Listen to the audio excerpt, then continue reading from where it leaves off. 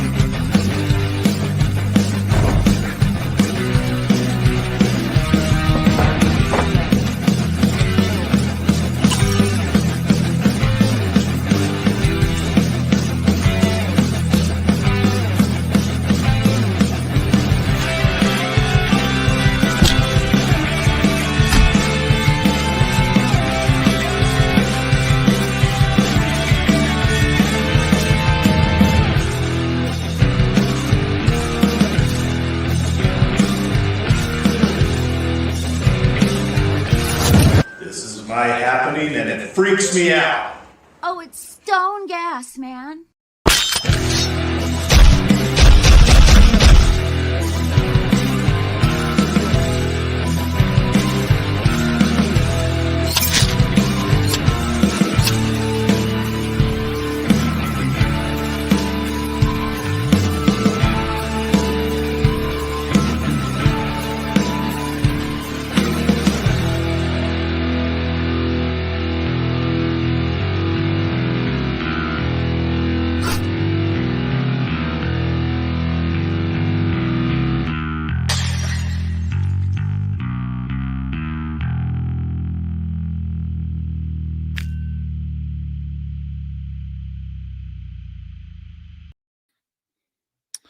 Hello.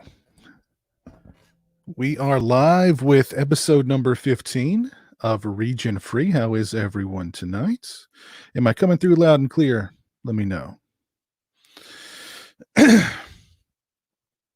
see who's with us tonight so far. We've got there's Steak Sauce. What's up, Steak Sauce? Joe Bob, the Daily Ghost, Media Dude 95, Richard Skarinki. How is okay, loud and clear. Good. All right, cool. Hope everybody out there is doing well tonight. A couple of things before we dive into tonight's show. I'd like to direct everybody to our Patreon link in the description. If you are a fan of the show and you want to help support a little bit more, Patreon is available. We've got a lot of exclusive content over on our Patreon that some really cool stuff. And we've got some more cool stuff lined up for the future as well. So that link is in the description. So let's bring on the panel for tonight. First up, from the Flesh Wound Horror YouTube channel, Daniel, shine on, you crazy diamond. How's it going, man? I'm doing fantastic. How are you, Piz? I'm doing well. It's good to have you back into the in the mix tonight. Always good to be here. Yeah, always a pleasure to have you. If you guys are not familiar with the Flesh Wound Horror YouTube channel, you should definitely look them up and give them a shot. Yeah, right on. Joe Bob's watching in his tidy whities. I could have done without that visual, Joe Bob, but thank you. Also with me tonight, Jay the Stingray. What's going on, Stingray? What's up, everybody? How are you, man? Are you in Jigsaw's lair tonight? Looks like you're ready for the movie. He said something about a game. I don't know. Okay, just well. Good luck. Good luck. That's all I'll say. It's good. But it's good to see you again, Stingray. It's been a couple of shows, so always good to see you, man. Yeah, always man. good to have you in the mix. Yeah, Glad to be back on here. right on. Oh, Joe Bob said Watt boxer briefs. I really didn't need. Now you've made it even worse, Joe Bob. Jeez. Save it for the Patreon. I mean, come on. We can't have that spicy content here, behind a paywall. Exactly. Also with me tonight, Jamie. How's it going, Jamie? Good. How are you guys? Doing good. Doing good. Oh, I love your background, Jay. Oh, thanks. Especially considering, these late night phone calls we're getting from Jigsaw, He's made the rounds lately, hasn't he? He has. He told me I could be the next Amanda. Oh, yeah. He said I could be the next Amanda Young. I'm all down for that. Let's do it. Jeez. But good to see you, Jamie. Good to see you too. I loved your show the other night, by the way. Oh, thank you. Yeah, that was a lot of fun. It was so fun. I had such a good time.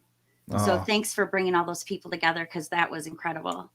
Well, I mean, that was really all. That was really all Jamie. I mean, he put all you that rock, together. Jamie. You rock. Yeah. He opened up his the little black book and made a bunch of phone calls and emails, and he actually wanted it to be even bigger. And goodness gracious. Yeah. It was so big, StreamYard couldn't hold it. We had to go to Zoom. Yeah. So, but yeah, it was fun. Thank you. Yeah, that was a really fun experience. We do have at least one more person coming on. They're going to be on a little late, but let me do a couple of more shout outs here, because we've got some more people filing in. We've got Sean McManus. What's up? Bombastic Reviews. Jonathan, how you doing? Big Crack Rock, my buddy Big Crack Rock. David Vines, what's going on, David? John Avenger, what's up? Hope you're doing well. So yeah, before we get into tonight's topics, let's talk about you're already there in Jigsaw's lair, Stingray. Who's excited for Spiral this weekend? Who's going to see Spiral this weekend? Me. I am as well. Okay. I'm excited. This is my first theater experience in over a year since the global coof, I guess we'll call it. And I'm excited. This movie can suck, and I'm still gonna have a good time. This will be my first time back to the theater too, since the last thing I saw in the theaters was the last Star Wars. So it's been a while. Oh wow. So yeah, I'm looking forward to it. And even if it does suck, I'll probably love it anyway, even if it does suck. I like things that suck sometimes. I mean, it's you'll have that excitement too of being back in the theater for the first time. So it'll be all yeah. Does anybody have an issue with the new voice? That's what everybody's talking about. It's not right. No, I think it's fine. It's going to be a female, I think, though, just by the voice pattern. But of course, why would anybody expect it to be, John Kramer's voice? Hello. Yeah. This is 20 years down the road now, almost. Yeah. So we need to not expect John Kramer's voice. It's this. The serial killer isn't about. He's not a supernatural being. He has disciples. That's important. So people should take that into consideration before getting upset about the voice. Who do you think the secret disciple's going to be? Will it be someone from the original Saw series? Or is it going to be a fresh new surprise? What's going to happen here? I have hopes. Yeah, I feel like this has to go in a completely different direction now, because I actually really enjoy the Saw movies, but it does get pretty convoluted as you go along, and a little bit hard to swallow that he could set all of this up. And, I just hope it goes a whole new direction. It could be Daniel Matthews, the son from 2 that got out. That is true. It could be the daughter that was left in the closet in 3, and we didn't know if she was going to get out of it or not until Hoffman saves her. The little girl, I can't think of her name. It's on the tip of my tongue, but Denlin is their last name, if I remember right. It could be her, because she would be grown up now. And there's one other person who, Britt Stevens. She played that one lady in 5. She got away, and we don't know what happened to her either. So I'm looking at characters that did get away and actually, won the game, but we didn't see in 7 when they showed the survivors group. So that I have a feeling that maybe they might go that angle, Mm-hmm. which I think You've done a lot more research than I have. Yeah, I love Saw. It's like my favorite franchise. I didn't even realize it until I started rewatching the movies, and I'm like, holy crap, I love this. I love this as much as I love Twin Peaks, I think. So Oh, wow. that's saying something. I love complexity, and this one is complex, but if you do it right, there is a cohesive story there. There is. I will say this for Saw, and I believe it was the second one of the most cringy gore moments, and it's not really graphic, but when Shawnee Smith falls into the needles. The needle pit. Everybody hates that. I can't stand the needle pit either because I hate needles. I am so afraid of needles. But 2 is my favorite of the entire franchise. So that's literally the only thing I remember about 2 is Shawnee Smith falling into that. The needle pit. That's literally the only thing I remember. And just sticking out of her wrist, and it got me, and that's hard to do. Mm-hmm. Yep. Yeah, I saw some background stuff on that about how many needles and how many they had to order. I mean, we're talking millions. There were millions to fill that pit. It was like some ungodly amount. And then they had to take the time to stick each one of those on Shawnee Smith and then take the time to take them off. And it took like a whole day. It was pretty intense stuff that they did with that trap. So pretty cool. You guys should look it up. I've seen it done for real because Kruger with Flesh Wound Features is a deathmatch wrestler. I don't know how mentally you prep yourself to get needles in your skin like that. No. Now, from my understanding, isn't the opening of the film already online? Yes, and I refuse to look at it. Yeah, I don't get that because they did that with Mortal Kombat too. Like, I don't want to watch the opening of the movie and then stop and then go watch the opening of the movie with the full thing again. I mean, I don't know. I don't want to do that. I agree. I refuse. Yeah. I don't know why they do stuff like that. I mean, I realize they're trying to drag people in, but don't spoil it. Maybe the opening scene is the best part of the movie. Maybe that's kind of what they did with Alien versus Predator Requiem, because they showed the opening of that movie and that's the best part of the movie. That got me hyped up to see the movie. And then the rest of the movie's like, what the hell happened? You know what I mean? Like, what's going on? But yeah, I don't like that either. Big sucker at the end of the end credits. Just yeah, right. Yeah. So yeah, I don't know if I'll run out and see Spiral opening weekend. I did kind of cheat. I didn't read the entire review, but it was from a website. I won't name the website. That's usually very friendly when it comes to new horror films, when it comes to their rating, and they only gave it a 7 out of 10. And I was thinking like, ooh. So on like a regular person scale, that's like a 5. You know what I mean? So let me guess what website it is. No, I won't say. But I was kind of surprised because I was expecting like 9 out of 10, 10 out of 10. You know what I mean? It was like 7 out of 10. I was like, oh, that's not any other movie. 7 out of 10. Like, hey, that's not bad. But like, for this kind of movie, they just given it a 7 out of 10. I was like, something doesn't smell right. But I don't know. Maybe it's good. I hope it's. I really do hope it's good. I hope it's more of a back to what the first one was. And I've actually got the 4K of the first one on the way, so I'm looking forward to revisiting that one. But I saw that one in the theater when it first came out, and I was like, this is really. I really dug it. The mystery aspects of it, and all that stuff. I really dug that. So I'm hoping there's more of a return to that. Yeah, one of the great endings to any horror movie, that original. I remember being in the theater and when pops up like that, dancing around spoilers. I assume you saw the first one, but I was like, me. Yeah, I had no idea, man. Genuine shock. I was like, holy crap! Just remember thinking like, man, that dude's been laying there for how long and not moving, barely breathing. If it's 4K, it'll say it on the thing, right? Yeah, it'll say it like right on the case and right on it'll say it everywhere. Yeah, it doesn't say it on here. I just got these for Mother's Day, the whole set up to 6. my son. He's so cool. I love my son. Nice. He's such a cool kid. Well, there's Cameron. What's going on, Hey, Cameron? Cameron. I have come to crash the party since my plans fell through for tonight, so I'm happy. I get to talk with fellow film fans, as opposed to a 3-year-old. It's been a while, Cameron. How are you?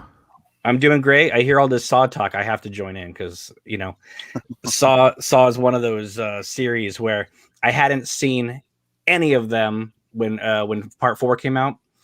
And Circuit City back in the day. Remember Circuit City? They released the Saw trilogy, which had the director's cuts of 1, 2, and 3. The director's cut of 3 has never gone to Blu-ray, and that's like my favorite one. So anyway, I sit down to watch all 3 in one day. I'm like, I've never seen these. I'm just gonna put them on.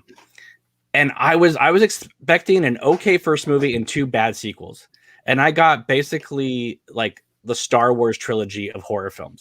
Because if you just look at 1, 2, and 3, they didn't need to make any more after that. 1, 2, and 3 is like a perfect trilogy. Yeah. Everybody's dead at the end, and you're left speechless. And I couldn't believe it. I was like, how are people sitting on these movies? These are incredible films.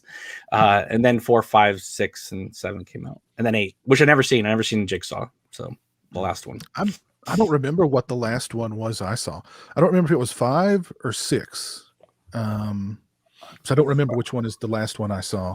Sean McManus says that a lot of reviews are giving it 4 out of 10 or 2 stars. Are these from horror sites, or are these from like, Entertainment Weekly or something? And Nico coming through with the $5 super chat. Thank you, sir. Up, Nico? Hey, region-free senseis. I'll be in class in 30. Thank you, Nico. Appreciate it, man. Absolutely. I mean, you do have to worry if you have Chris Rock's done a lot of good work, but like if you have Chris Rock and Sam Jackson in there, you almost worry that are they going to turn this into Saw but not Saw? Are they just riding the coattails of Saw to make another movie, or are they going to lean into it? I don't know. We'll see. Yeah, I haven't seen enough dramatic work from Chris Rock to say if he has the chops yet. I heard he was really good in Fargo season 3, I believe it was. I haven't seen it. So I'm going to be curious. 4. Okay. Yeah, I'm curious to see if he can carry a dramatic role like this. He might. I'm just not sure. Don't you remember New Jack City? I was just going to say, I just watched New Jack City, and he was so good. That's where Dave Chappelle got his crackhead from. Yeah. Yeah, I mean, he's really good. It's just that when you get Sam Jackson in there too, Sam Jackson in there reminds me of Danny Glover being in the first movie. It's like that's the one holdback about Part 1 that I don't like. It's got too big of a cast for a horror film, in my opinion, for that kind of horror film. Mm-hmm. I like 2 and 3 when they went with unknowns, pretty much. Yeah. So, except for the girl from Seventh Heaven showing up in. Oh yeah. The younger sister, yeah. What I do think is good is, I mean, Saw coming out finally, because Saw to me is like the first of the big 3 of horror releases that are coming out this year. Because you got Saw, Candyman, and Halloween Kills. Now I know there are others. There are others sprinkled in there, but it seems like those are the big 3. And Saw's coming out. There's no issues, that I know of. So maybe. But Saw's getting the last laugh because that's going theatrical, and Paranormal Activity is going to Paramount Plus. Oh no! So I love those movies. That's I'm the only person on Earth that actually liked Jigsaw. I like Jigsaw. Everyone seems to hate it, but I liked it. I like the twist too. I haven't seen the last one. I don't want to spoil it for you, but it's got an excellent twist. They all have good twist endings. They all do. So it's like at the end of, if not speechless, at the end of a Saw movie, they messed up bad. So, hey Jan Man, what's going on, buddy? I see Jan Man in the chat. I see Feels Creepy Vids in the chat. How are you doing? There's Griffin. What's up, Griffin? Another movie that's coming out fairly soon. We got the trailer for it here recently. The new Purge movie. Is this the 5th or the 6th Purge movie? 4th. This is only the fourth? Yeah, you have to keep in mind that the series had 2 seasons, so you're probably thinking of that. Yeah. I'm trying to see. A USA first series.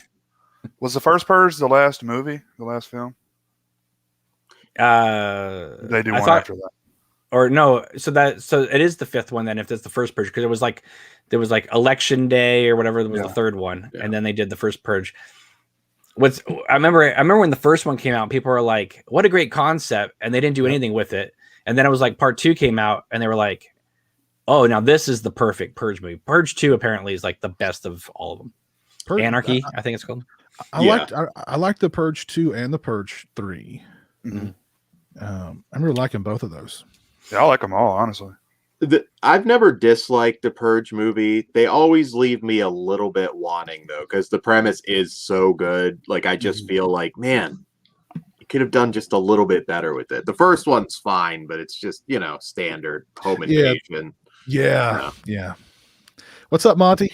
Hey, What's up, man? what's going on, Piz? Cam, how's it going, Jay, man? Jamie, Hi. Daniel, how you doing? Doing good. Good, man. Oh, man. So you, I'm sorry, guys. Let me camera ready. How's everybody doing? I think Monty's been through some sort of purge. Are you okay? Yeah. Oh, I'm okay. I'm good now. Just a little tired.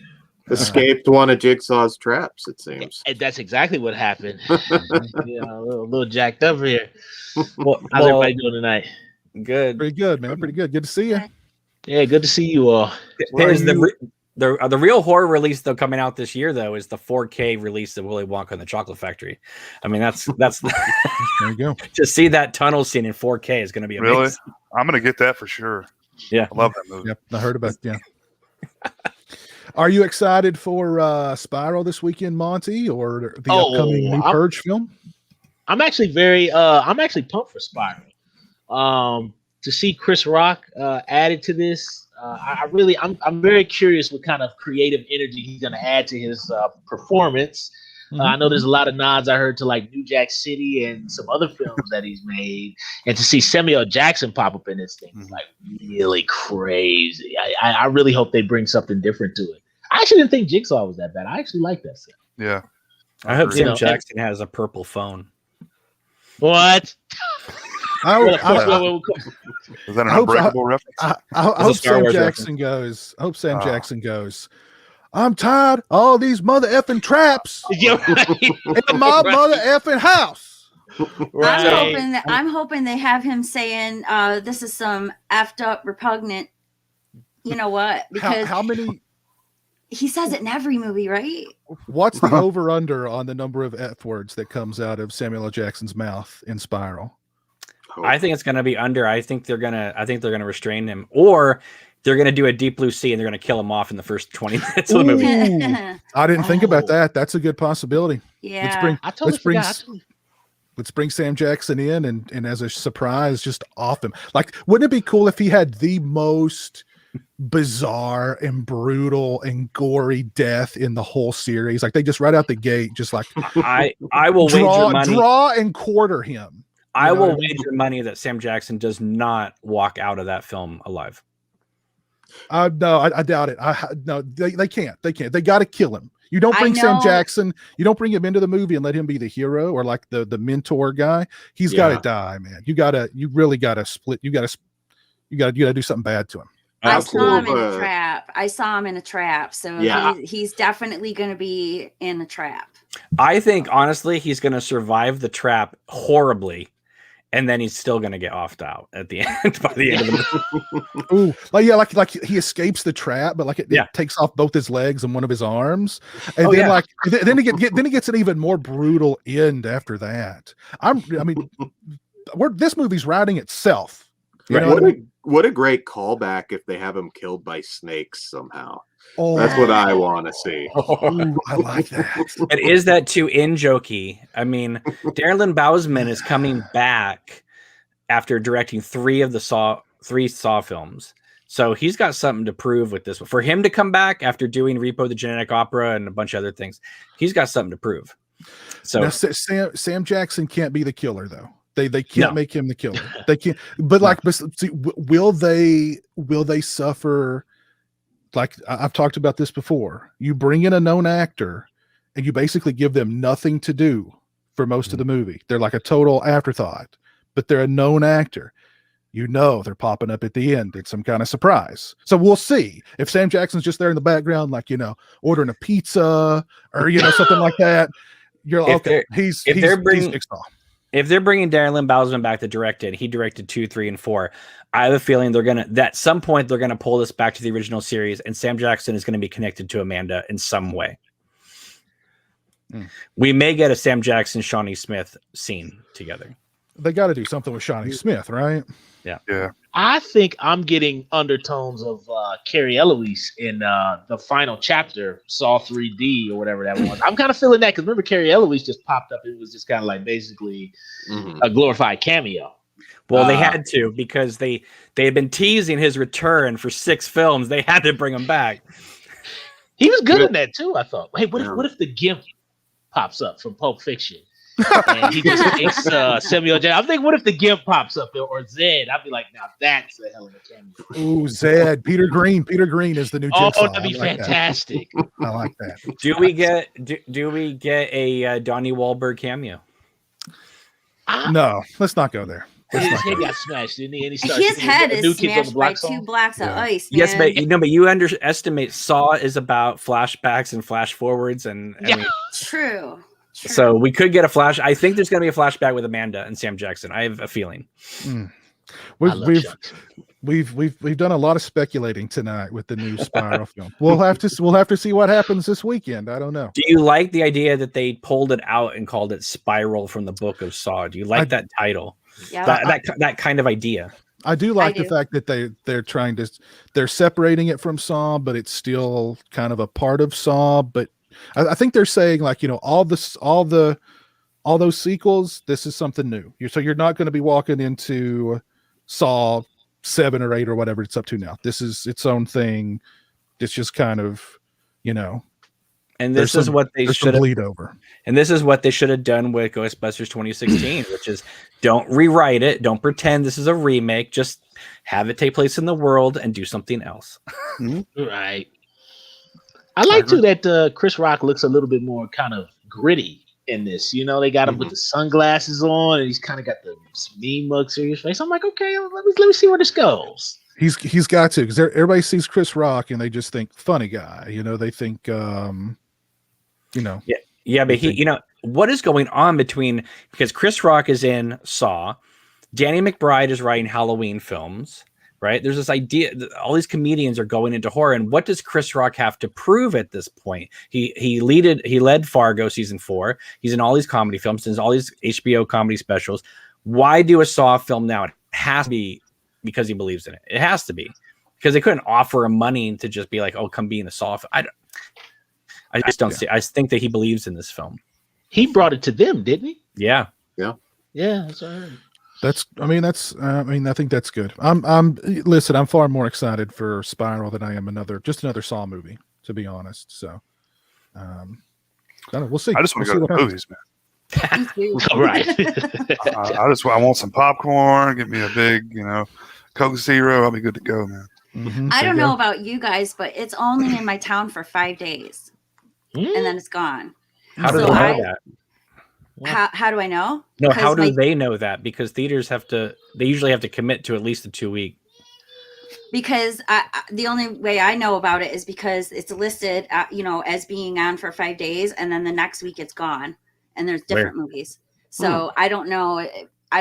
The way that they've got it set up with the COVID thing, I don't know why, but I just know that it's only 5 days and then it's gone. So I really have to rush, and I have to drag my kid to this. So poor kid.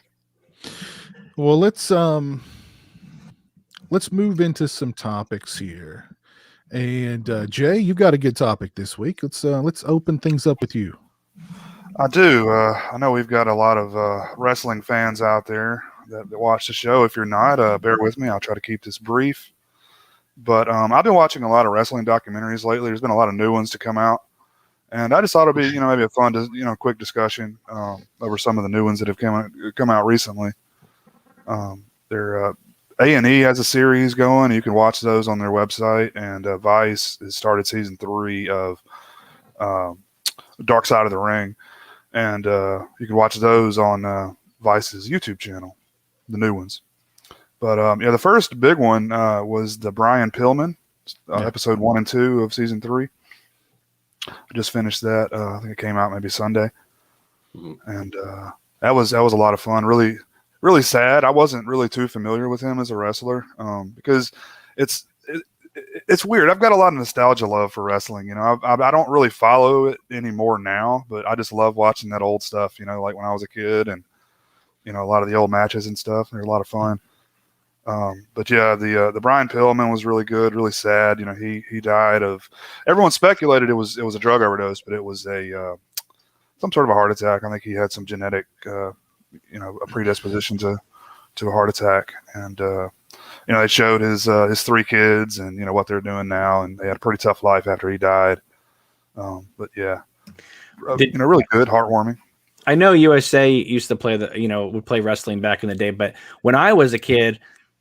It was Saturday nights, 11:30 at night on NBC. They would play like wrestling. It was. I don't know if it was that all the time for you guys as well, but like it was I don't know if it was Friday or Saturday nights because obviously Saturday Night Live, right? But 11:30 at night on NBC, you used to like catch like really cool matches, and that was kind of the first time I got to stay up really late because it was like Hulk Hogan's going to be on tonight, Mom. I got to be up. Saturday night main event. Yeah. Saturday night's main event. Yeah. Nico in the chat says, "Why haven't they made a Von Erichs movie?" I think they did a Dark Side of the Ring on them. They did. Last season. Yeah, they did. That was a really good one too. Really good. That was a really good one. Yeah. They're next generation right now. Kevin's 2 sons, so never know. They look like they got the part, man. Yeah. They are ripped up. I thought that Pillman one was arguably the best I've seen because there was a lot I didn't know either. Even being, kind of knowing a lot of people in the business, I never heard some of that. Even if you're not a wrestling fan, there was a really interesting human story there. The consequences. I mean, I won't spoil it, but it was pretty tragic what led to kind of some of their downfalls in the Pillman episode. I mean, God, it's a gut punch. I just love a good documentary in general. So yeah, these are really cool. I've watched the. Oh, sorry. Go ahead. Oh no, I was going to say I've seen all of the Dark Side of the Rings up to this point, and they're all really, really well done, and they make everything just really. They make incredibly compelling documentaries. Yeah, they do. And they're just well done overall as far as the production value and the style and. I would even if you're not a wrestling fan, I think you can watch these documentaries and just be like, "Whoa, this is really compelling stuff."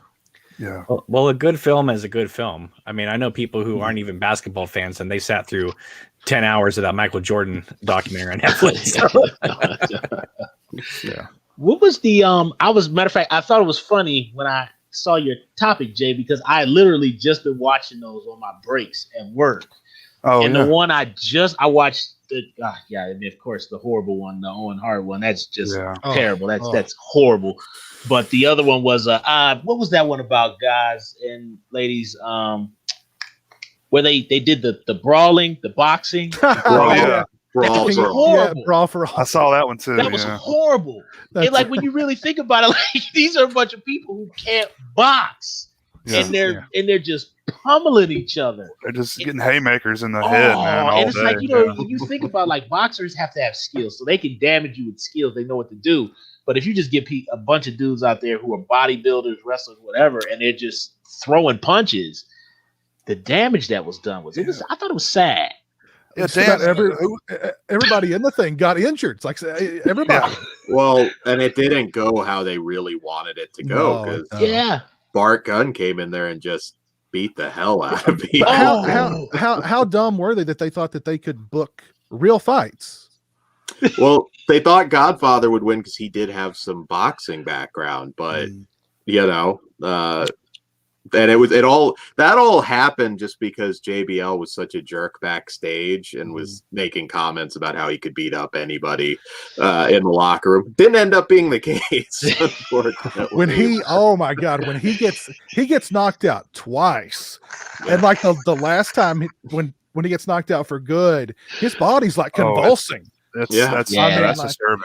Yeah. It looks like he's like trying to like when you have a bad dream and you're like, like you're jumping and you're kicking. That's what he's unconscious and he's going, Yeah. I'm sorry, that's not funny. And then Butterbean just comes in and destroys him. He went. That was Gunn's punishment for winning. You're gonna get now. It's your turn to get the hell beat out of you, and he did. Man. That's Who's your that punishment. guy? Who's the guy he beat up? He really did.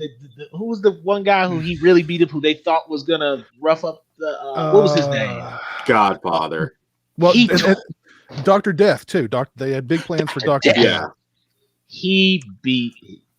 And he annihilated. He ended Dr. Death's career. Man, that was sad. Yeah. Sad, really sad. Who was the guy, Dan, they had in there that got paralyzed? Oh, well, not in the tournament, but yeah, Draws. Darren Draws up later. Yeah. That's terrible, man. That guy was a specimen at one time, and he looked pretty rough in that interview. Oh yeah. That was sad. Happened, being paralyzed, yeah. Well, two words for the whole Brawl for All. 2 words. Vince Russo. That's all you got to know. That's all you got to know. Well, and not knowing about the CTE stuff we know about now. Oh yeah. They'd never do anything even remotely like that today. No, not even remotely. Even the legalities of it back then, I remember people talking about it because, if you're not trained, like you said, a bunch of big husky dudes wailing on each other can go pretty bad. Sounds like Fight Club in real life. Mm-hmm. Yeah. Not too far off. Yeah. And we're talking about it, so this is a big no-no. Yeah. Yes. Yeah. It's the first rule and the second. I'm really looking forward to the one they do on the Ultimate Warrior. I think in 2 weeks. Heck yeah. But I'm really concerned about, is this going to be, because I know he was very controversial in his life. He had some very controversial views. Are they going to dwell on that stuff too much? Are they going to, how much are they going to bring that up? Or is it just going to be, I don't know. I think you can, he was a complicated guy. There's no doubt about it. So I'm interested to see how that one's going to turn out, but I'm really looking forward to watching it. I mean, what can you say about a guy who got inducted into the Hall of Fame and died like 3 days later? Like the next day. Yeah, no, it was like 2 or 3 days. Yeah, you're right. Yeah. And almost kind of predicted it in his speech in a weird off kind of way too. Yeah. He knew in one of the on the burial video that they did of him years ago, they didn't mention this part of it, but there was the letter that he sent to Vince McMahon that was allegedly holding Vince McMahon up for money. Warrior in that letter says, my granddad died in his 50s of a heart attack. My dad died in his 50s of a heart attack. I've got 20 something years left. If you want me, you got to pay me. Yeah. And guess what? 20 something years later, he's dead. Wow. Of exactly what his grandfather and his father died of. So I mean, he knew. Yeah. Well, it's that, there's a director that died in his 50s too, and he worked his tail off, and he was making like 3 or 4 films a year, and he had a heart attack. And the question is always, did he work himself to death to have a heart attack, or did he know he was going to die, and so he worked his ass off to get it done before he died?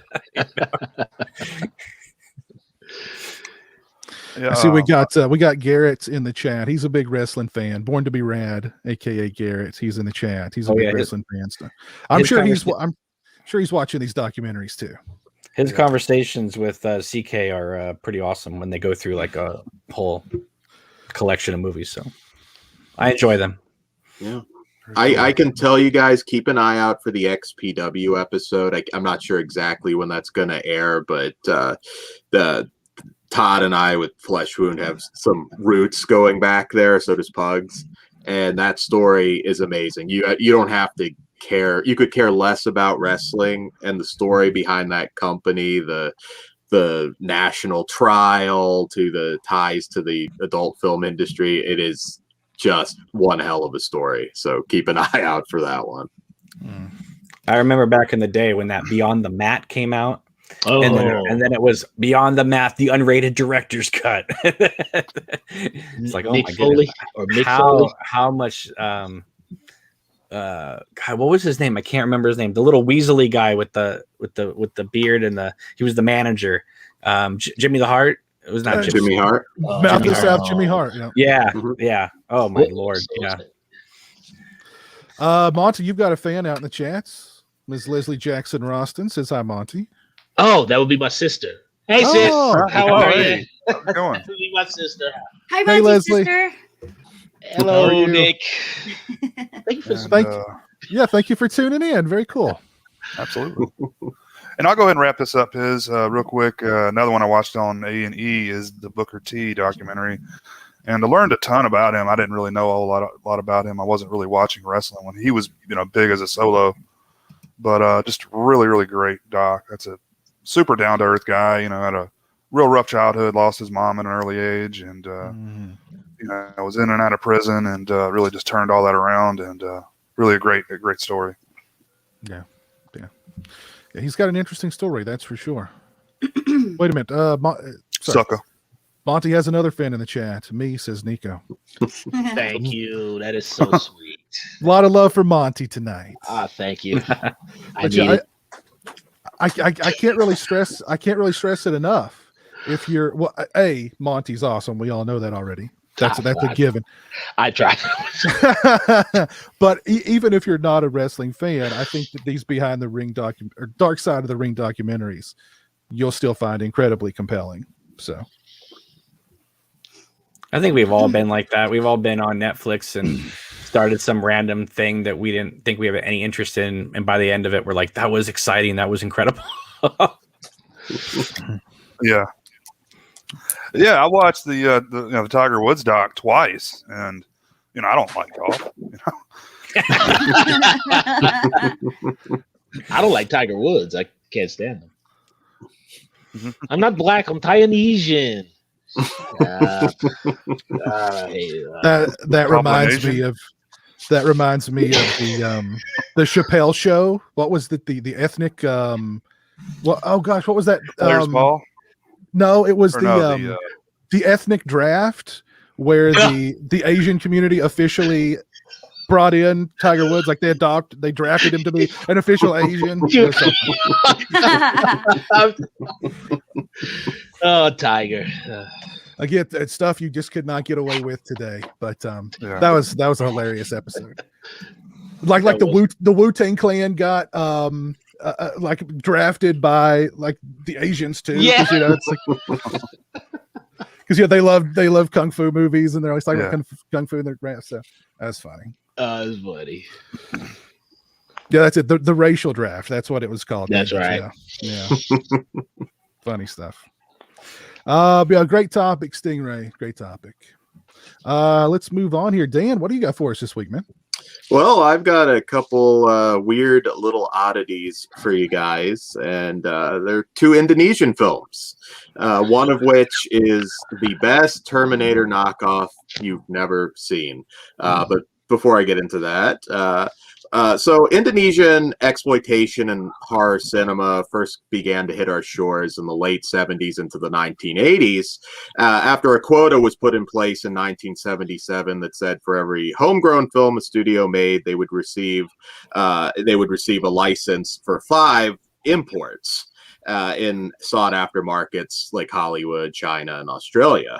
1977 was a seminal boom year for the industry, with over 200 domestic films released. The new lure of foreign markets and government funding then enticed the industry to up their game, and studios Rapi Films, Soraya, Entercini, and Parkit answered the call, creating local superstars in Barry Prima, his wife at the time Eva Arnaz, and the iconic Susanna, who reigned as Indonesia's top scream queen for decades and is is very much just as important as Jamie Lee Curtis is for American audiences. With the industry stagnant for so long, however, there were a limited number of filmmakers that could actually helm a Hollywood-level genre picture. And at that point, enter H. Jute Jalil, who was a writer and actor for a couple decades before he helmed Mystics in Bali, which was a real game changer. So Mystics in Bali follows an American woman who travels to Indonesia in an effort to unlock the mysteries of black magic. One fateful night, she encounters the terrifying Liak and makes a deal to become her disciple in exchange for learning the ways of her cult. So this is a really authentic film that's very faithful to the novel Liak Nagak by Putramade. And what makes Mystics so interesting is the inclusion of real Balinese rites and rituals, which caused a lot of issues in the country at the time, which is overwhelmingly Muslim. But the province of Bali is actually predominantly Hindu. So a lot of issues, particularly in this area, making this film. Aesthetically, this is a beautiful movie, really inventive, do-it-yourself effects, all practical, of course. You have hilarious dubbing. The lead villain kind of is like a demented female Yoda, which invokes a lot of laughter. But truthfully, this is actually a really well-made film. Up to this point, horror films in Indonesia were made specifically for an Indonesian audience. So there was a lot of what we would find odd slapstick humor and what have you that doesn't necessarily play as well. This one, I think, is a little more accessible and highly disturbing. I mean, there's portions you can laugh at, the pig monsters and some of the effects, but I mean, we have a floating head that sucks the blood out of unborn babies, out of the women. There's this particular sequence with that's like, oh, wow, that's crazy. And I really think this is perhaps the best Indonesian horror movie of the 80s. And I throw that out there because we're seeing a lot of Indonesian cinema that's becoming more and more kind of viable here, and it's a country that I feel is one to watch. I know Indian horror films are not always as accessible, but I think Indonesia is a country to watch out for going forward, because they are doing some really amazing films that I feel are just slowly starting to be recognized. And the thing with this movie too is I really suggest it because I get asked a lot, like, oh, I don't watch a lot of horror films overseas, outside of maybe Japan. And I think if you're gonna check one out, watch this. You may laugh at portions of it. You may, again, this is a film where the lead actress was just a German tourist that the producers saw on a beach and literally just asked her, do you want to star in our movie? It's insane. She had no acting experience. She was never seen again. I assume she's okay, but I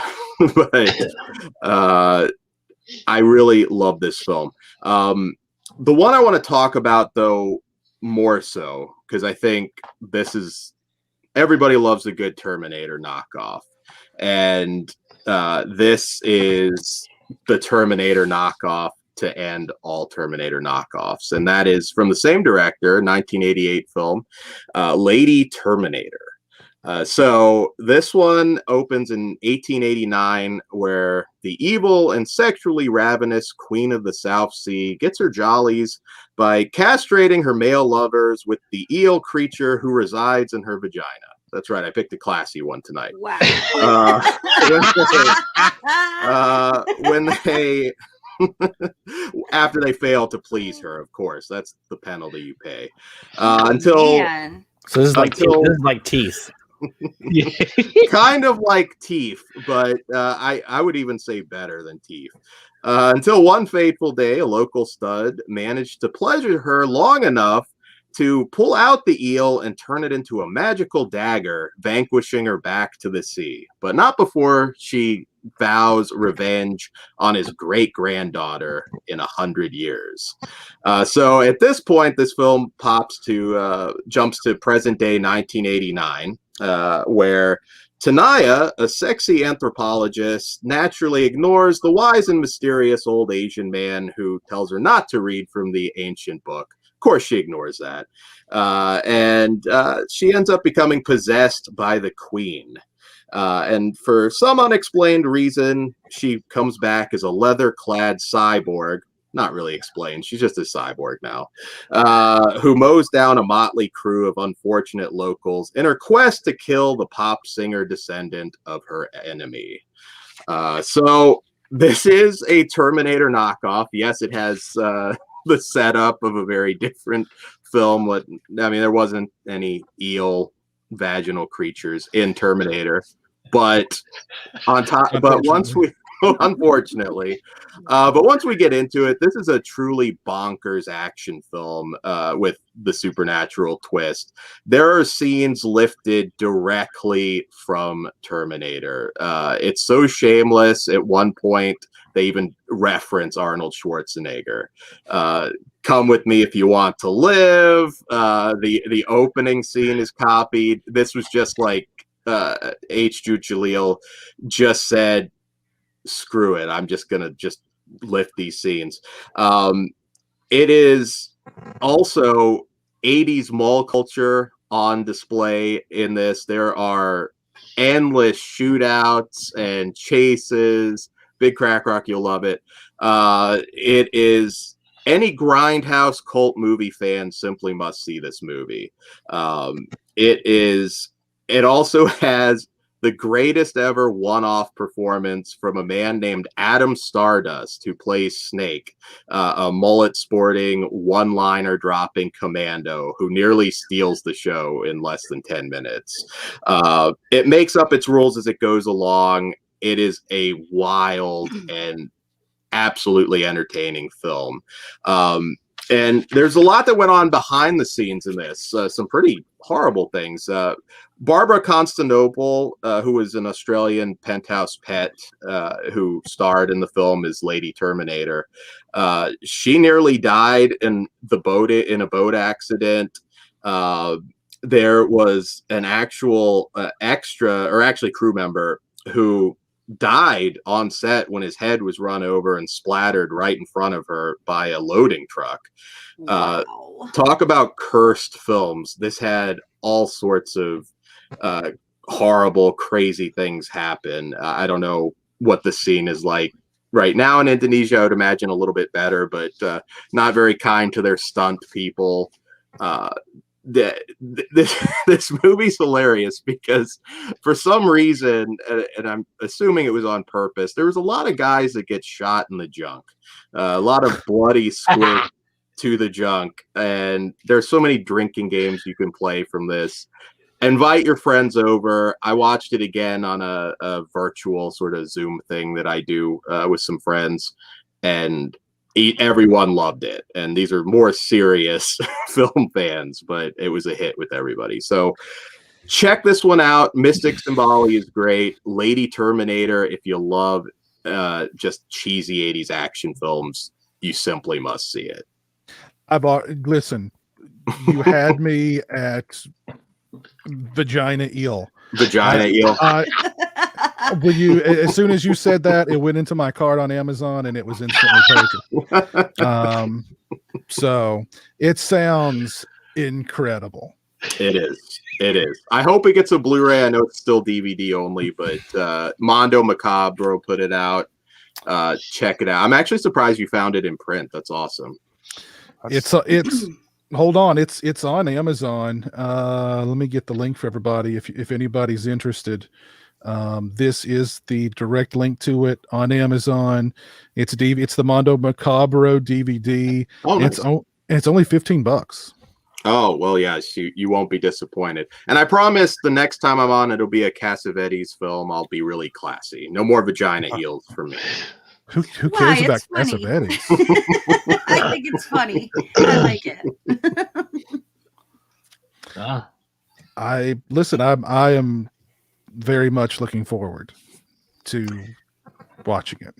So we do have an update. I'm seeing people all over who have now seen Spiral, including our very own Lauren, who gives it a solid B plus, and other people, or I'm sorry, solid B, and then other people online are all giving it raves. So there may be hope. Mixed reviews, huh? If Lauren gave it a B, I'm going to be giving it an A plus. That's what I said. If Lauren gave it a good grade, then it's got to be good. I'm going to love it. Lauren hates everything. And for him to like the 9th film of a series, that's got to speak volumes. Lauren lives in a constant fog of abject hatred for everything. And you may think Piz is joking, and we joke all the time, but every week Lauren in our chat sends us a graphic showing us how steep DVDs and Blu-rays have fallen, and makes us feel like crap for ever buying physical media. I know that's not his intention, but my God, I feel like if we don't like buy out the whole store, we're gonna end up destroying DVDs. It does kind of make me feel like I need to go to the store and buy up whatever I can because, I'm trying to support the cause, and I have been. I've been going out and spending a lot more money on DVDs and Blu-rays in the last 6 months than I have in like the last 2 decades. So. It's funny though, because he sends us these graphs, and then I go on all these other sites and they're talking about how, media is like, the best that's ever been in 2020. I just got a bunch of dollar DVDs. I'm sure most of you know this, but at Dollar Tree and Blu-rays, they had olive titles. So if you're near a Dollar Tree, keep your eyes out. Some of it was like not, just cheap discount bin stuff. I was surprised. Cool. We've got Christian in the chat. Christian, how are you doing? Hope you're doing well. Ben Grimm says he just got out of Spiral and so okay. It's never going to please everybody. No, it's the 9th film. But definitely, Dan, those are 2 very interesting reviews. Again, I'm totally sold on Lady Terminator. Mine should arrive next Wednesday. So. Oh wow! All right, I look forward to hearing. If they had made Terminator 3 in this fashion, it would have been better. It would have been way better. It would have been way better. Well, speaking of physical media releases, let's turn the floor over to our buddy Garrett, aka Born to Be Rad, with this week's announcements of physical media. Here we go. Rad report. What's up, Garrett back here, and I'm interrupting your regularly scheduled program to bring you the newest edition of the Rad Report, where I go through the physical media news and releases in the next coming weeks. All right, I feel we got a lot of stuff being released in the next couple of weeks. The first thing this week is we have Saw in 4K. I know it actually has a Steelbook edition as well. I think that's a Best Buy exclusive, anybody who's interested. And the price is actually pretty good on that too. I own this movie so many times. For me, I think if I'm going to upgrade or double dip again, I'm probably just going to wait for everything to get released in one big 4K box set. We also have Fast and the Furious, the original, in 4K. I always was kind of big fan of that one. The rest, not so much, but I always kind of dug the first one. Action USA is getting another release this week by MVD, so if you missed out on the Vinegar Syndrome release, now's your chance to pick that one up. All right, and the 2 that I definitely picked up, I had them on pre-order, is King Kong from Scream Factory. It's that Blu-ray from 1976, and also Fast Times at Ridgemont High from Criterion that I picked up. I'm looking forward to checking that one out because it has that TV footage in there that I've been waiting for all these years. Also, next week, we have a couple things coming out. We have Animal House, and we have Last Action Hero hitting 4K. He Knows You're Alone and Eyes of the Stranger are hitting Blu-ray from Scream Factory. Day, the Animals, and Grizzly are hitting Blu-ray from Severin. And also keep your eyes out for Speed, because I heard it's got a collector's edition, Steelbook, and 4K edition out now, and I heard it looks pretty good. All right, on to some news. I know MVD is going to be putting out a lot of Code Red titles. I think they just announced One Dark Night being re-released on Blu-ray with some special edition slipcovers. And Butcher Baker Nightmare Maker is coming out from Code Red on Blu-ray. That's actually a pretty cool movie if you guys haven't checked it out. I do own the Code Red DVD. I'm not sure if I'm going to upgrade, but it's definitely a possibility. Jacob's Wife is announced for pre-order now on Blu-ray. I have not seen that one, but I've heard great things. Let me know what you guys think of that one. Dead and Buried was announced from Blue Underground. Great movie. I know it comes out as well with some limited edition slipcovers that you definitely can grab on Diabolic DVD. Severin announced a pre-order for I think it's a slasher movie. I've never seen it, called Skin Deep, but it definitely looks like it's on my radar for sure. Arrow announced a couple titles. The big one that I'm excited for is the 4K of True Romance. All right, the big two titles announced this week are The Hitcher is coming to Blu-ray finally from Second Sight Films. I don't know. It's coming from the UK, so I'm not sure exactly if this is going to be a region locked or not. Hopefully it's region free. I do have some Second Sight Films Blu-ray editions. They do a hell of a job, and they are region free. But I also have some Second Sight Blu-rays that are region locked. So I'm kind of curious to see what happens. I do have a region-free Blu-ray player, so I will probably be picking it up, but I know not everybody does. The Hills Have Eyes is announced, coming to 4K. That is another edition. I think it's German and it's a limited edition, but again, with 4K UHD, it's cool because they're pretty much region-free. And the last bit of news is the Vinegar Syndrome Halfway to Black Friday sale is going to go live in a few weeks. I will be doing a live buying at midnight during that, so keep your eyes open at Born to Be Rad on YouTube. That's all the news and physical media releases these next couple weeks. I'll catch you guys next time. Now get back to Region Free.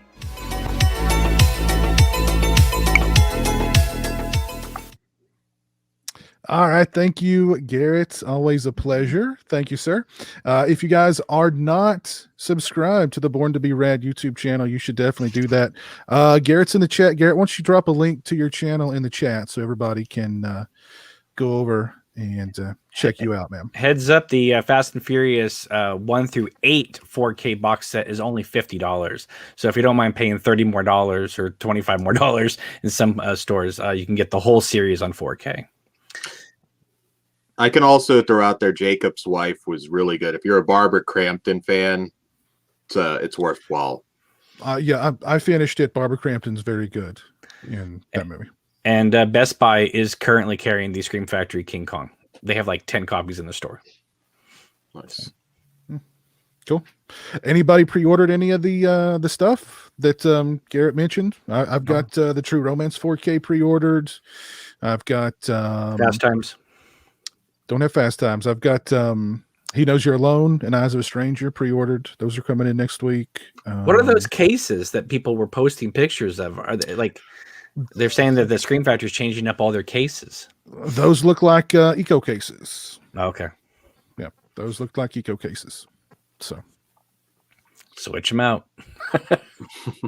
I'm excited for Eyes of a Stranger as well. I do like that movie quite a bit. Yeah. And I've not seen He Knows You're Alone since I was probably in high school. So I don't remember a thing about it. I don't even remember. I kind of remember Tom Hanks in it with like the long hair, but that's about it. That's about it.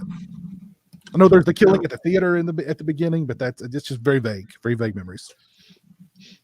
Yeah, I pre-ordered that Dungeon of Andy Milligan Blu-ray set, which I said I wasn't going to do, but I finally caved because it came back in print. And I'm a sucker for a box set. My bet with Todd was if he doesn't order the Evil Bong Blu-ray set, which I still think is a little more ridiculous, I wouldn't order that. So he caved first, and then I just bought it.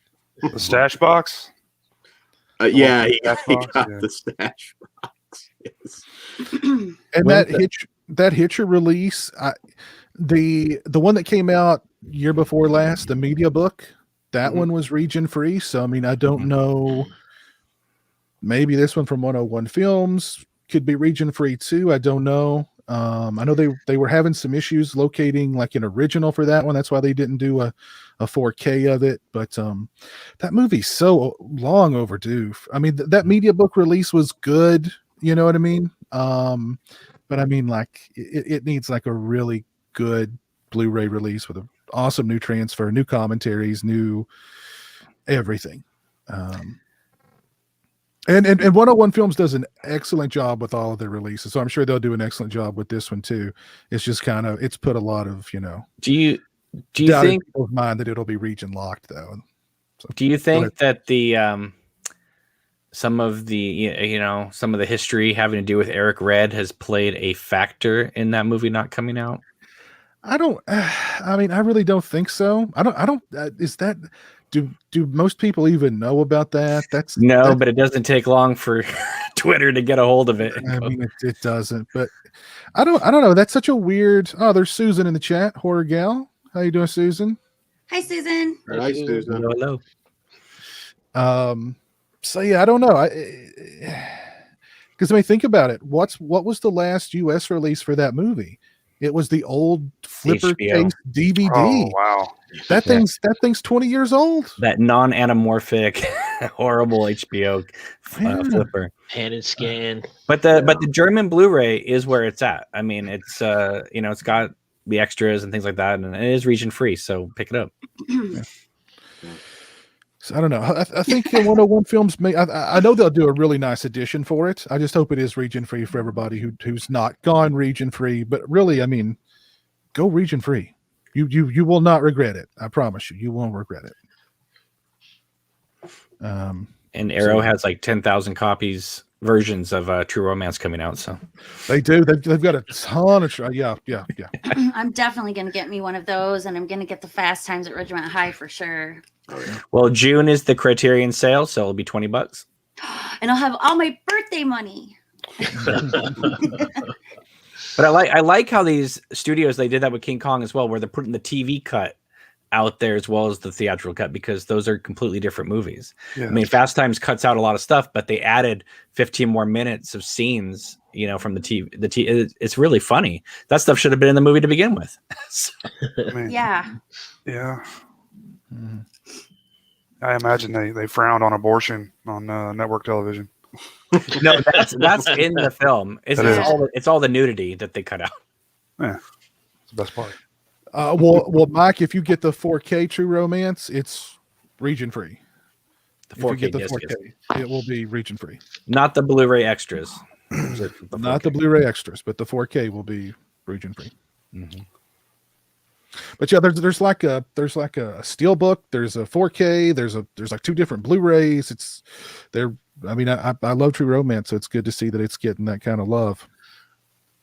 And I was watching this thing the other day on Joe Blow about, it was called "What the Hell Happened to Christian Slater's Career," and I didn't realize that he was in 3 films with Gary Oldman. 3. He was in True Romance, Murder in the First, and The Contender. I totally forgot about Murder in the First. Oh, Yeah. right, because it's a Kevin Bacon movie. Yeah. Oh, he slits his ankles. That's right. Are you thinking about Sleepers? Yeah. Oh, God. Oh, God. It's too bad Tony Scott's not still around to do like a new commentary. Like I would love to hear a new commentary with him and Tarantino just talking about it. I know, because they had him tapped to do Top Gun 2, and then he jumped off a bridge and someone else had to do it. There's a great interview with Quentin Tarantino talking about how Tony Scott changed True Romance from his original script, because his original script was non-linear. Right. So it just bounced around, and like you had no idea, did Clarence and Alabama just go in and kill everybody and steal the cocaine to go and sell it, or like you didn't. Everything just bounced around, which is an interesting idea. Mm-hmm. But Tony Scott came in and was like, "Nah, let's just do it," straight. And Tarantino was like, "No, we can't do that." And of course, the ending of Tarantino's True Romance, Clarence dies, and Tony Scott was like, "No, we can't ride with Clarence all this way and then just have him die at the end. We can't do it." And Tarantino fought him on that, but Scott won, and I think Scott was right. Well, Tarantino has also said in retrospect that if he had made the movie, Clarence would have died and it would have made sense. But Tony Scott's version is such a fairy tale kind of movie that you can't kill him off at the end of the movie. No, you can't kill him off. No. And he said he was also talking about how the Drexel scene that keeps coming up in these episodes. He's like, no, I did not write that there would be 9 fish tanks lined up against the wall. He goes, no, I did not write that there would be a huge lamp hanging this far above a table because Drexel wanted to light his own food. No, I did not write any of that. He goes, that's all Tony, because Tony understood cinema. It didn't have to make sense. If it worked, it didn't have to make sense, and it worked. So I've never heard anybody question, why is that light hanging so low? I've never heard anybody go, why are there 9 fish tanks stacked up there? I've never heard anybody question that, and that's because Tony Scott understood cinema. And Tarantino's like, it's just a really brief but great interview where he's like, Tony Scott got it. He understood cinema ways that I didn't at the time. And that's why part of the reason why the movie's as good as it is. Well, the only reason why Tarantino even agreed to sell him True Romance, because Tony Scott wanted to direct Reservoir Dogs, and Tarantino said, no, I'm doing that one. So he says, but with True Romance, it was... he got a lot of pushback from friends and agents saying, Tony Scott, look at these movies he makes, Top Gun and The Hunger. Do you really want this guy doing True Romance? And he said, yes, but Tony Scott has also made Revenge, which is the darkest Kevin Costner movie ever made. That nobody has ever seen Revenge. It's a great movie. Why has nobody not seen Revenge? Because Tony Scott went back and put out a director's cut on Blu-ray that is 45 minutes shorter, and it's like terrible.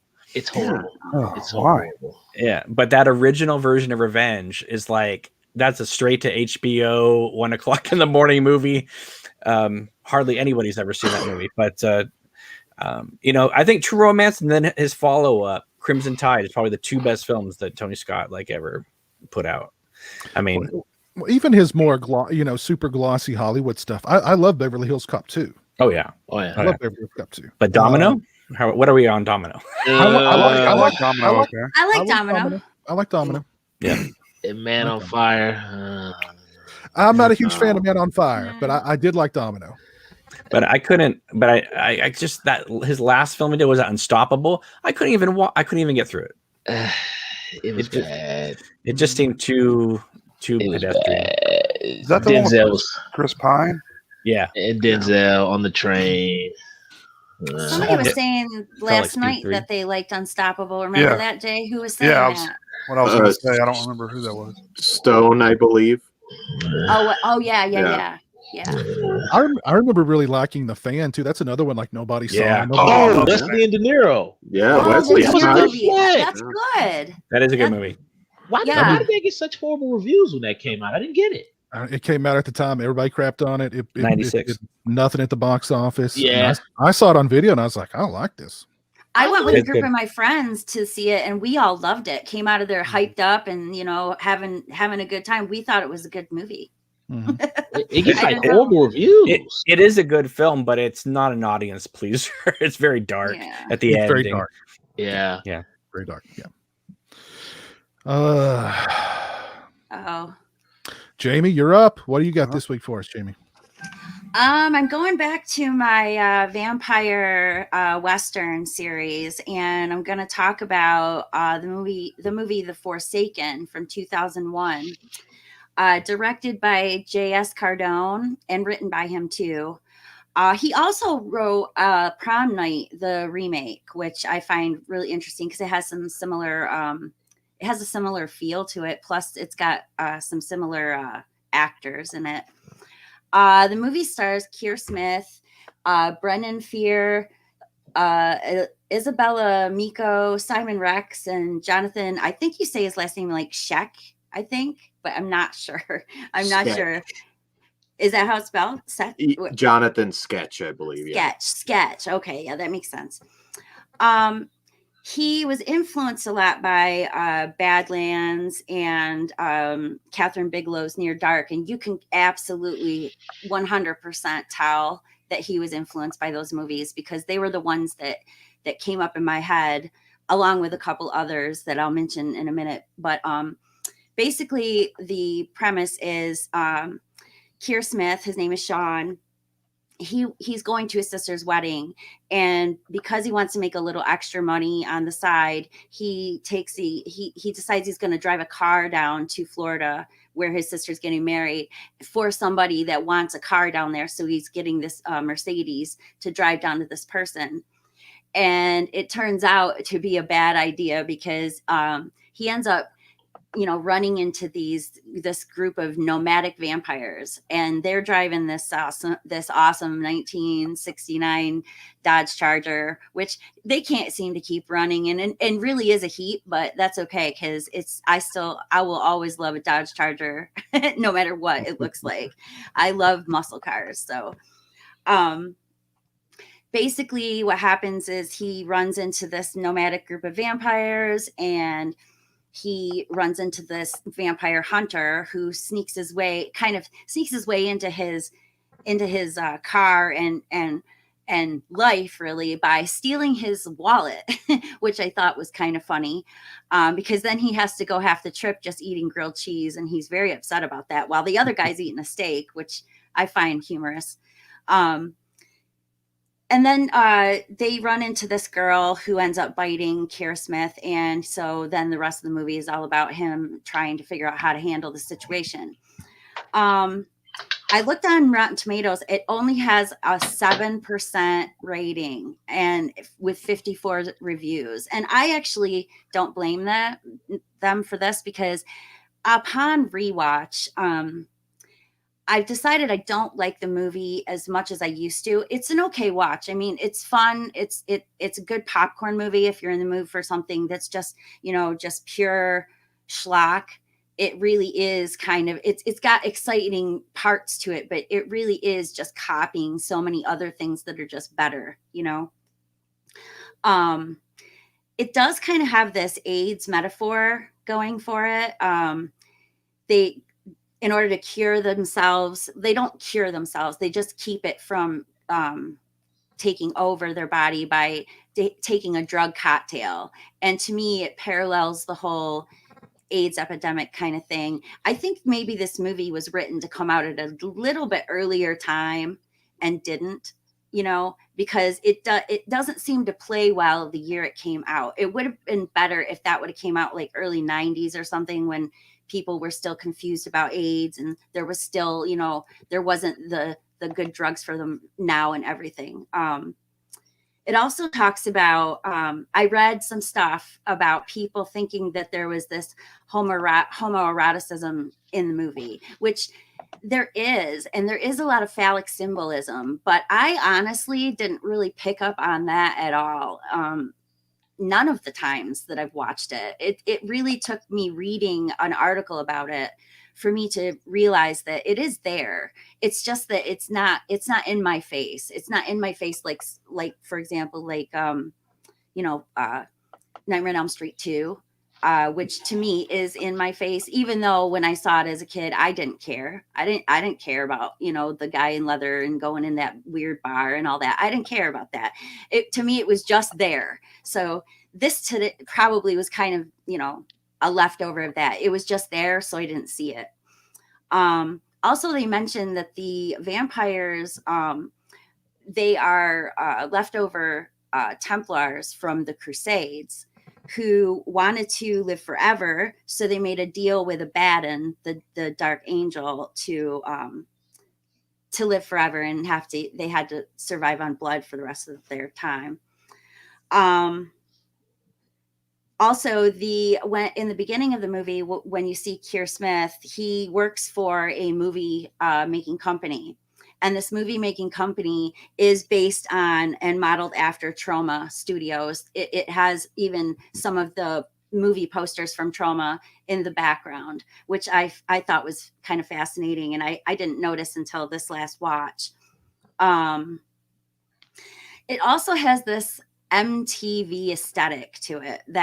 That's the only thing about it. I think that really kind of redeems it a little bit and makes it more exciting.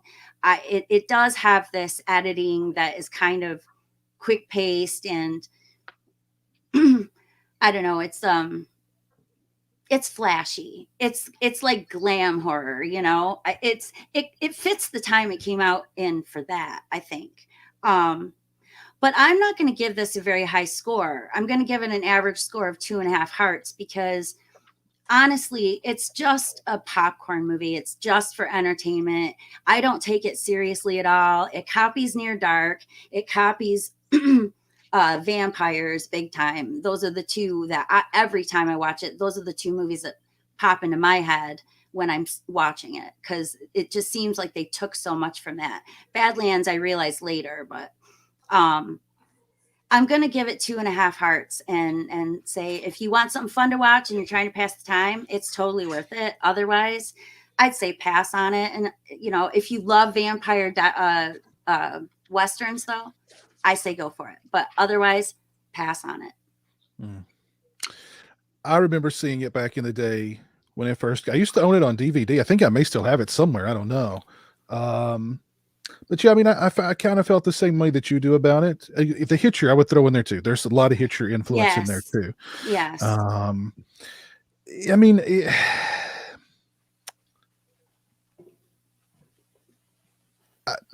I remember it being perfectly entertaining for what it is. I thought Jonathan Shrek or whatever, however you pronounce it, did a good job. He was a fairly intimidating vampire.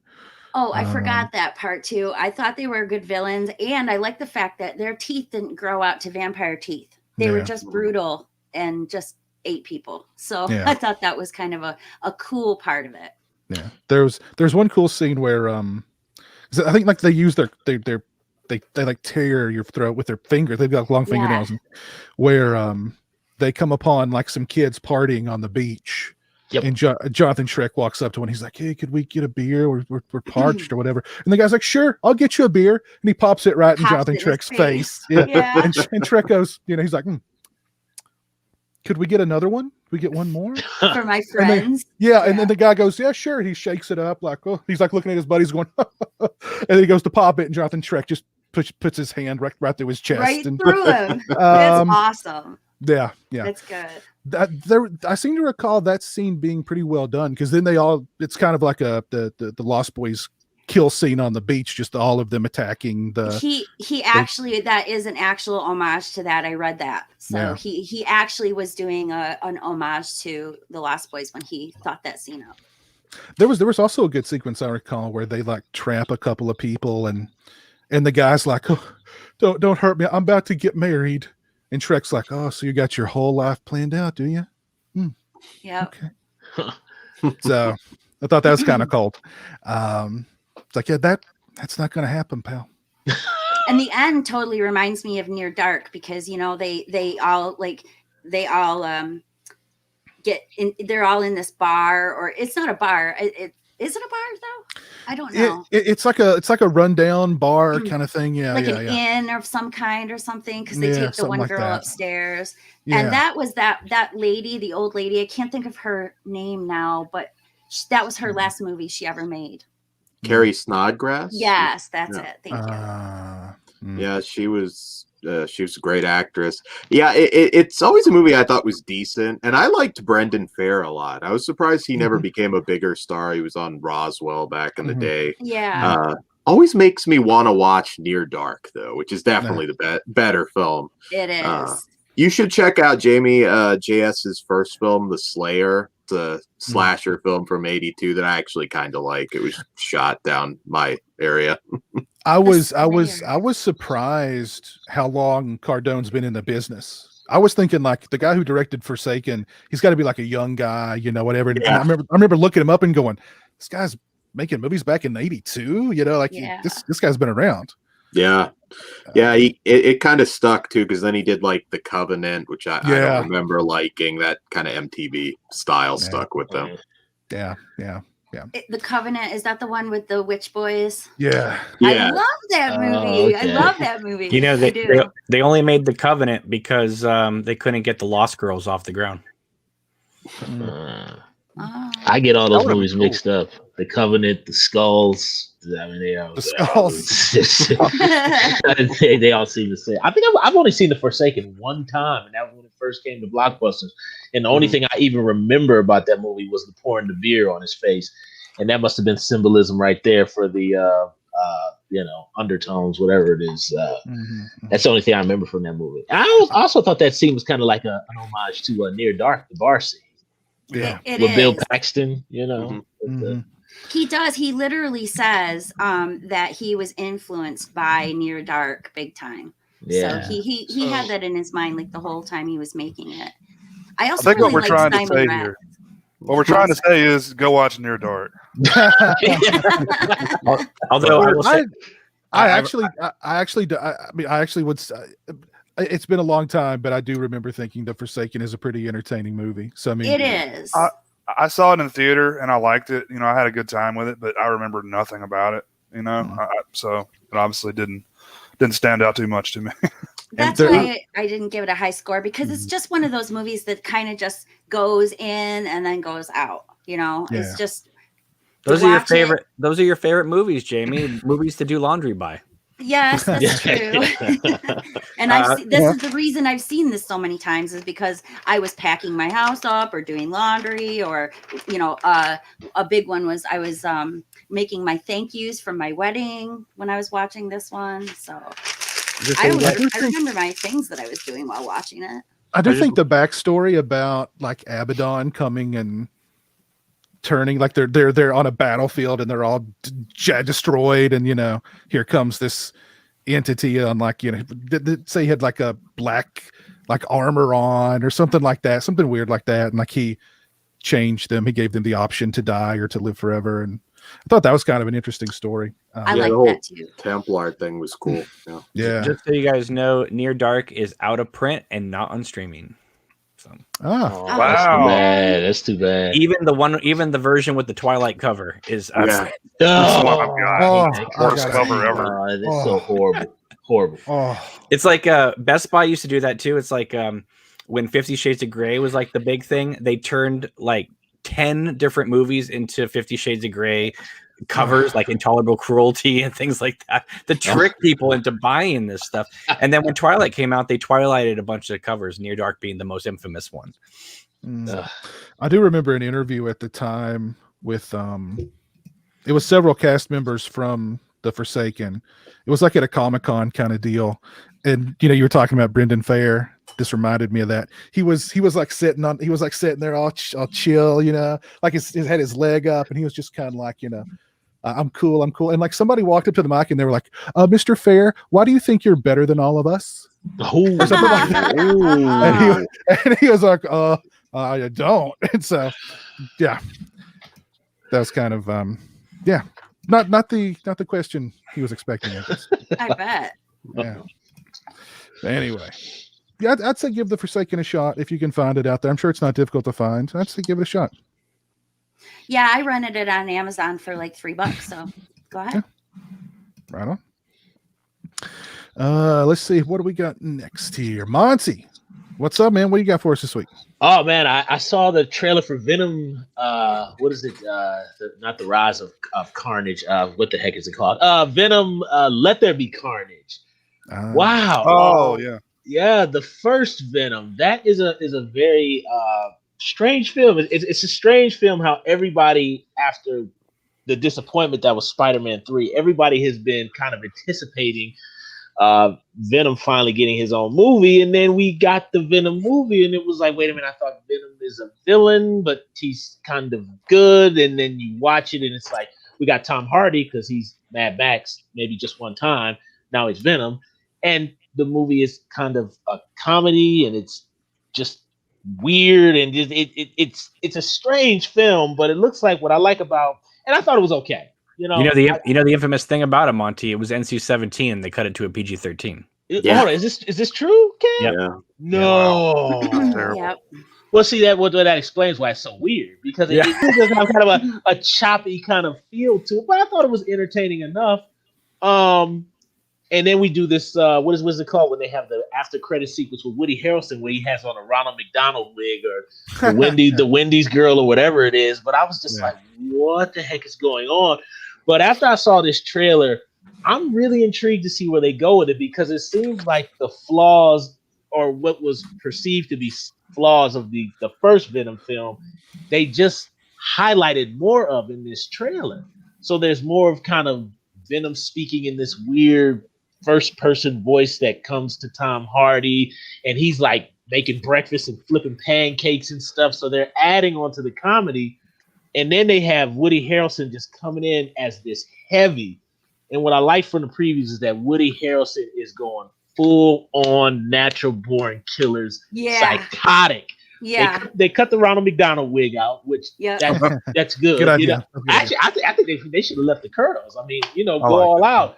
But I like the fact that they said, let's bring up what people complained about in the original film, and let's just give more Woody, and then we're gonna throw Carnage in. And I think it looks like it's gonna be it looks like it'll be a fun movie, because this time the expectations will be down and everybody will kind of just be like, you know what, they can't get this right, so let's just roll with what they're gonna do. Well, also when they made the first film, they didn't know if they were going to be able to connect it to Spider-Man or not because of the whole Marvel deal. Yeah. And now they know there is a deal. They can use Venom in it. So there's a much more confident behind it.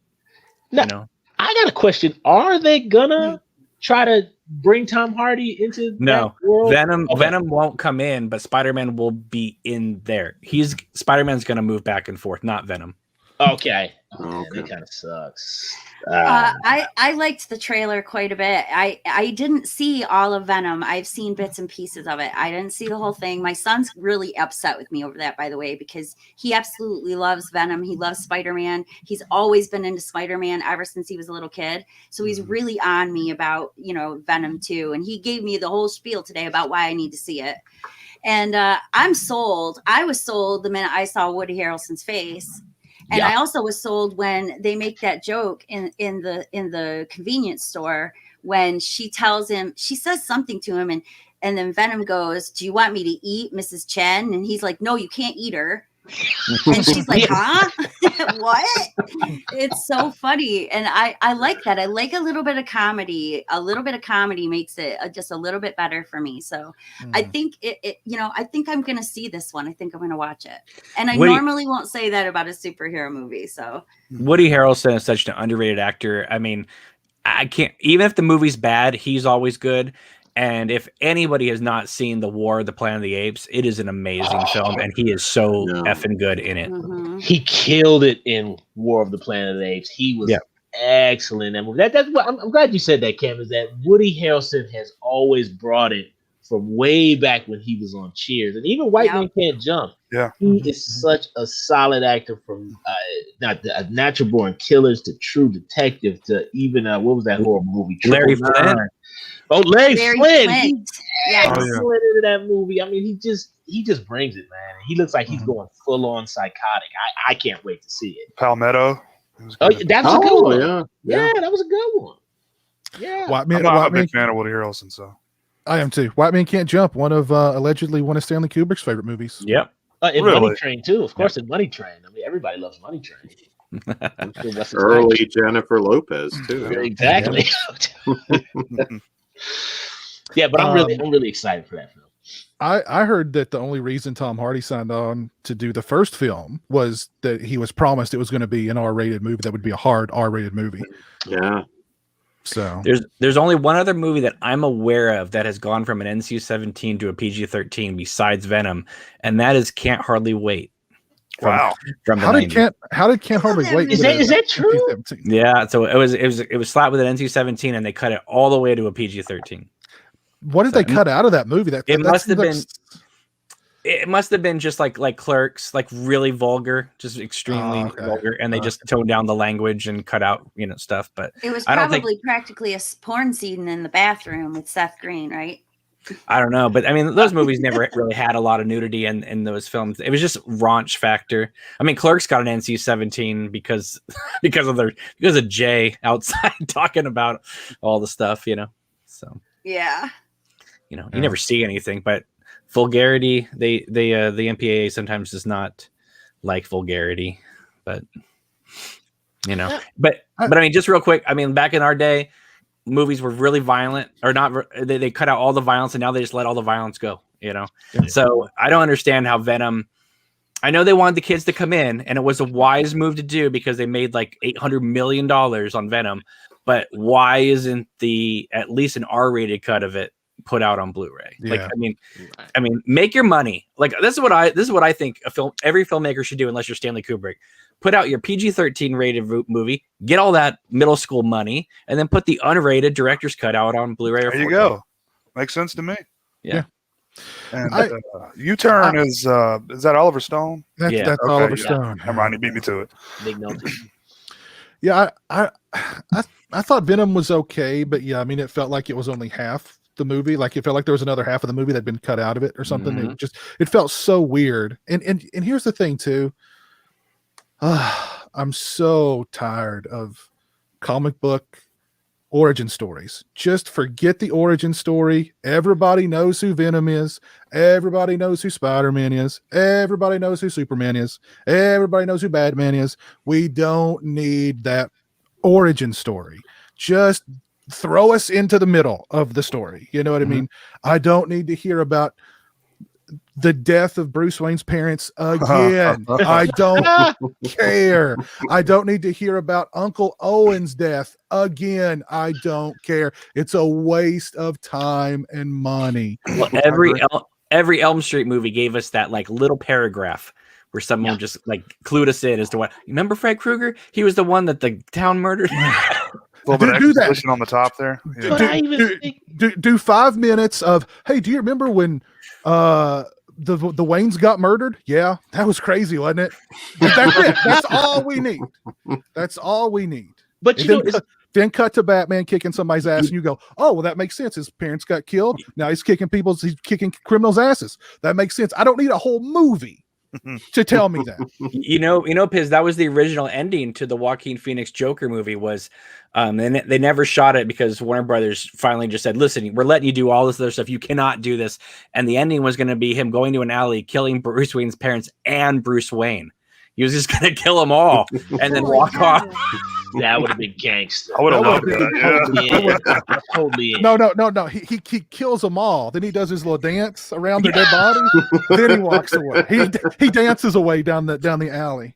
But you know, it's good, Piz, you brought that up because, like, I think just the other day I was like on a Michael Keaton kick. So I'm like watching like all his new performances and those performances. You know, fascinating guy. You know, but I was watching Batman '89 again. You know, regardless of how people are divided on that movie, I just said, can't we just get back to this time where we don't have to explain everything, where we get the great credit sequence. You go in, he does what he does. We don't even have to. Because you know, in that film, they don't really tell you that much about Batman. Really, he's just him. Why can't we just do that? You know, or give like a little. Everybody knows who Batman is, man. Like, we don't need that. Give a Texas Chainsaw Massacre opening style crawl. Blah blah blah blah blah blah blah blah, and bam, we're in. That's what Star Wars did to get all the gobbledygook plot out of the way and get straight to the space cowboy movie. You know, you know who wrote that crawl, Piz? Brian De Palma. Because Brian De Palma said to George Lucas, I don't even understand what's happening in this movie. And George Lucas goes, well, this is what's happening. He goes, well, you need to tell people that. And Lucas goes, I don't know how. And so they took out a napkin and Brian De Palma wrote it and says, this is what you put on the front. Okay. do that with the next Spider-Man or Batman or whatever when they relaunch it.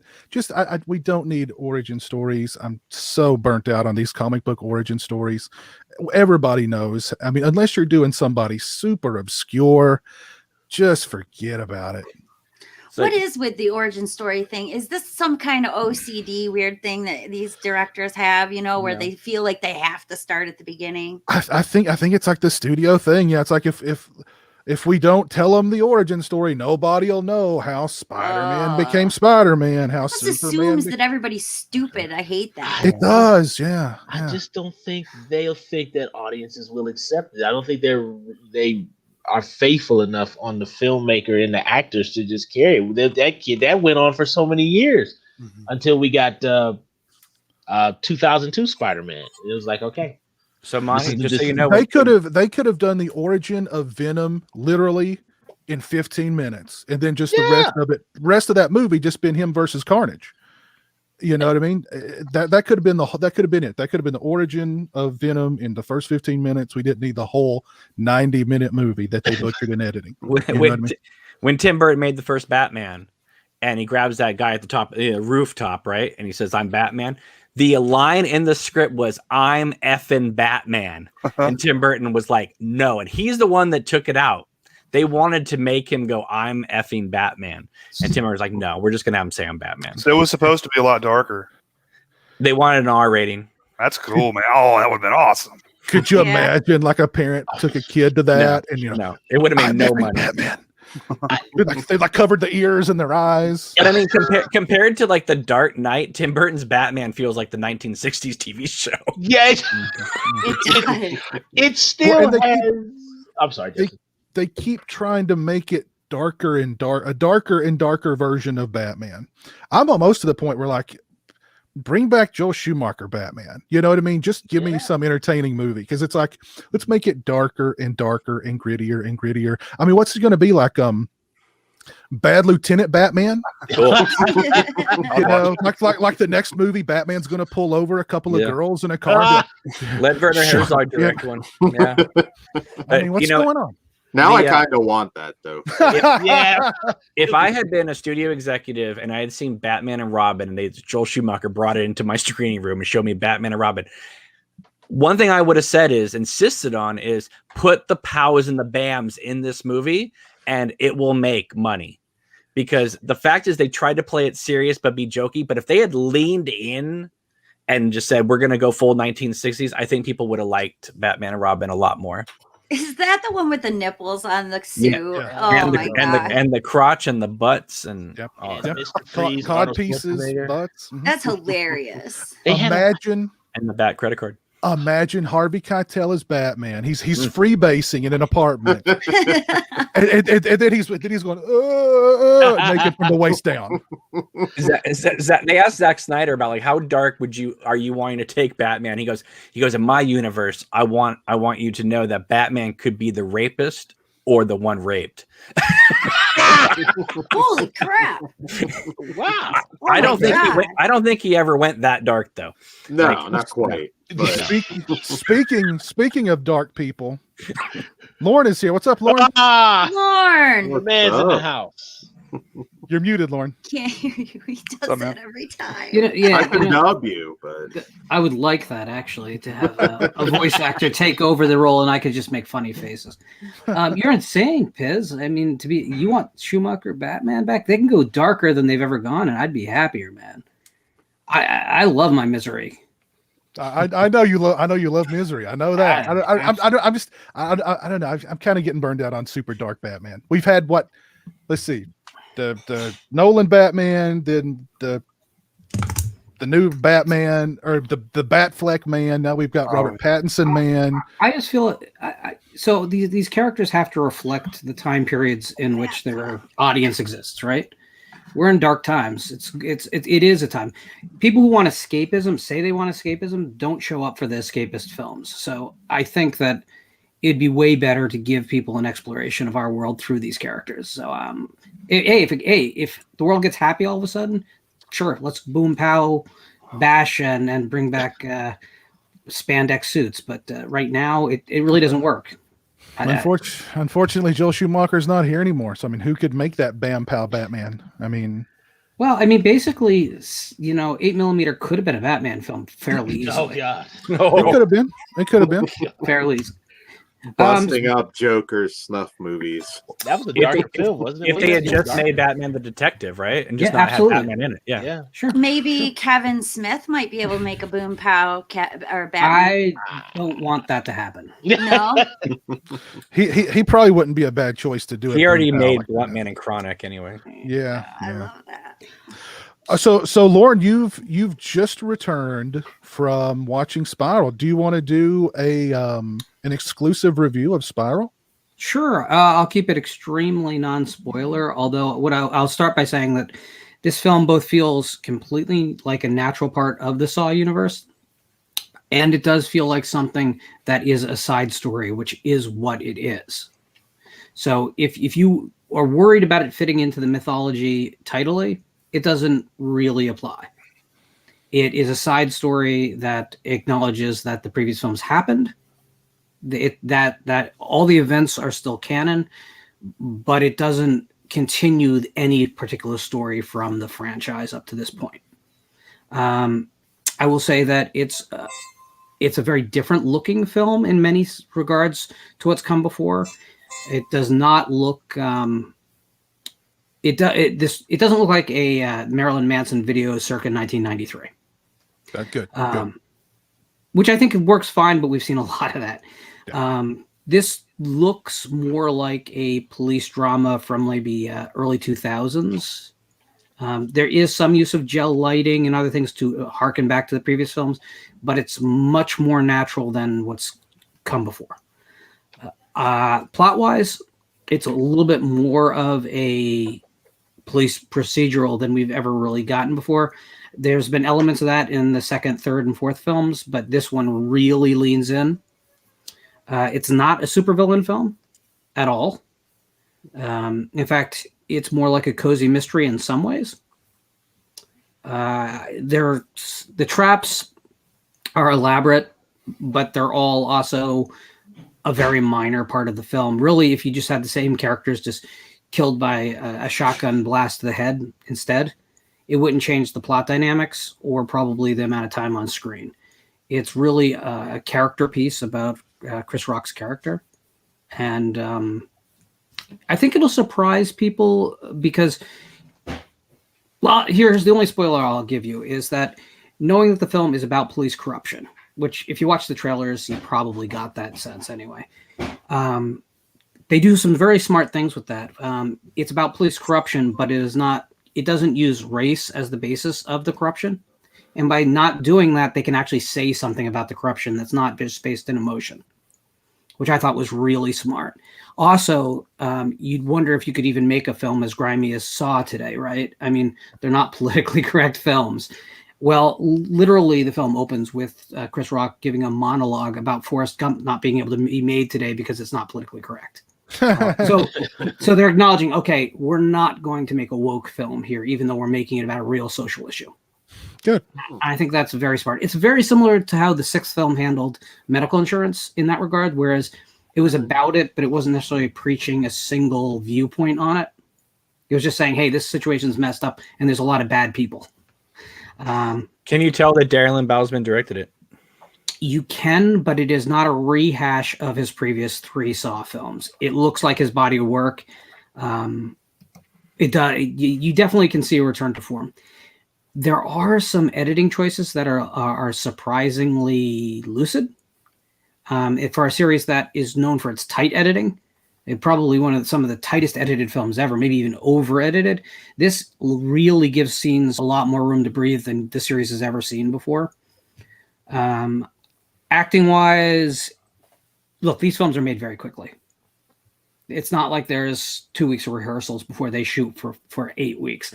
These are quick 3-week shoots, and that's always you're always going to have with these films a sense that the actors were a bit rushed and that they probably all could do better. I don't think there's a single bad actor in the first Saw franchise, but I don't think there's a single time where you're going to say that the best performance from that actor came out of this franchise. And I think this is in that tradition as well. Samuel L. Jackson is fine, but he's on screen for very little of the film. Overall, I give this a solid B, which places it pretty high in the Saw canon for me. The best any film has done is a B+, which is Saw 2. So realistically, it's really one of the better of the franchise. If you like the franchise, you're going to like it. If you hate the franchise, you might have a better chance than you've had in a long time of liking this film, at least since the original trilogy. But if you really hate them and you're just dead in the water, I'm going to hate it no matter what. As long as it's Saw, I'm going to hate it. Spoilers, you're going to hate it. Because it is part of that world and it still has some of that aesthetic in place. Where would you rank this? Here's the real question from Zombie 7979: was Danny DeVito the killer? I thought we weren't going to spoilers. Okay, let's not go there. Yes, don't go there. Would you rank what I this would- after Saw 2, or is it still a little lower than Saw 2? I mean, I literally got out of theater, drove home, and jumped on here. So I need a little bit more time to process and maybe even revisit some of the films that I held higher. Probably my gut is saying that 2, 6, 1, and then this one. But keep in mind, I'd say that 6, 1, and this one are all Bs. None of them are B minuses. So they're pretty tightly packed. I like this franchise. I know that it's popular to hate this franchise, but I love horror's great postmodern soap opera, which is what the series is. I love the fact that they abandoned having good characters at a certain point, and it just became about a bunch of horrifically horrible people fighting for the legacy of a moral awful person. I love the sense of morality that you can't really wrap your head around. I mean, what was the moral compass of Jigsaw? It really is just as confused as the characters, He had a frontal lobe tumor, which caused him to not be able to think straight. That's what really is. I mean, it's funny too. But he because to me, didn't, though. But he didn't. I know So he's that's the doing the thing. moral thing, like what I think is right. He's doing for me, what I think is right. So his frontal lobe tumor made him do the right thing, in my Right, opinion. but the diagnosis was wrong by canon. Yeah. So it's just the force of suggestion that you're ill. even Saw more is than anything else. Saw is an incredible series because you come in for the traps and the grime, and then you get sucked into the storyline, the soap opera of it, where it literally was like, by the time you get to Saw 5, Saw 6, it was like the next episode of a TV show. Absolutely. I initially hated Hoffman as a character, and then by the end of the series, he was the only reason I was really watching. I just wanted more and more Hoffman because that over the top mustache curling villain, and the fact that the series like leaned in and said, "Okay, we know you like the awful people. If you ever wanted that serial killer film where you got to root for the serial killer, we're going to give it to you for 3 movies." And I really love that. This is not that, though. This film is very different. I will say this, and this should be good news for everyone. Very little digital in this film. So coming off of Saw Final Chapter, which was just all digital. Then they did that for the 3D. I get it, but it's always going to be a tainted installment for that reason, if nothing else. This is better than Jigsaw. I don't mind Jigsaw, but Jigsaw felt very much like kind of been there, done that. This feels fresher than that. So, How did Stingray morph from Jigsaw's lair to Dan's room? I just noticed. I'm at Dan's house. Wow. How did that happen? this went in some dark David Lynch shit real fast. I know. Yeah, please name yourself the real Dan, okay? Different time period, I guess, or something. I don't know what's going on. Yeah, man. Flashbacks. The Put a poster up since. Yeah. It's parallel. We got parallel timelines going on, different dimensions. Jeez, what's going on here? Who's Hoffman?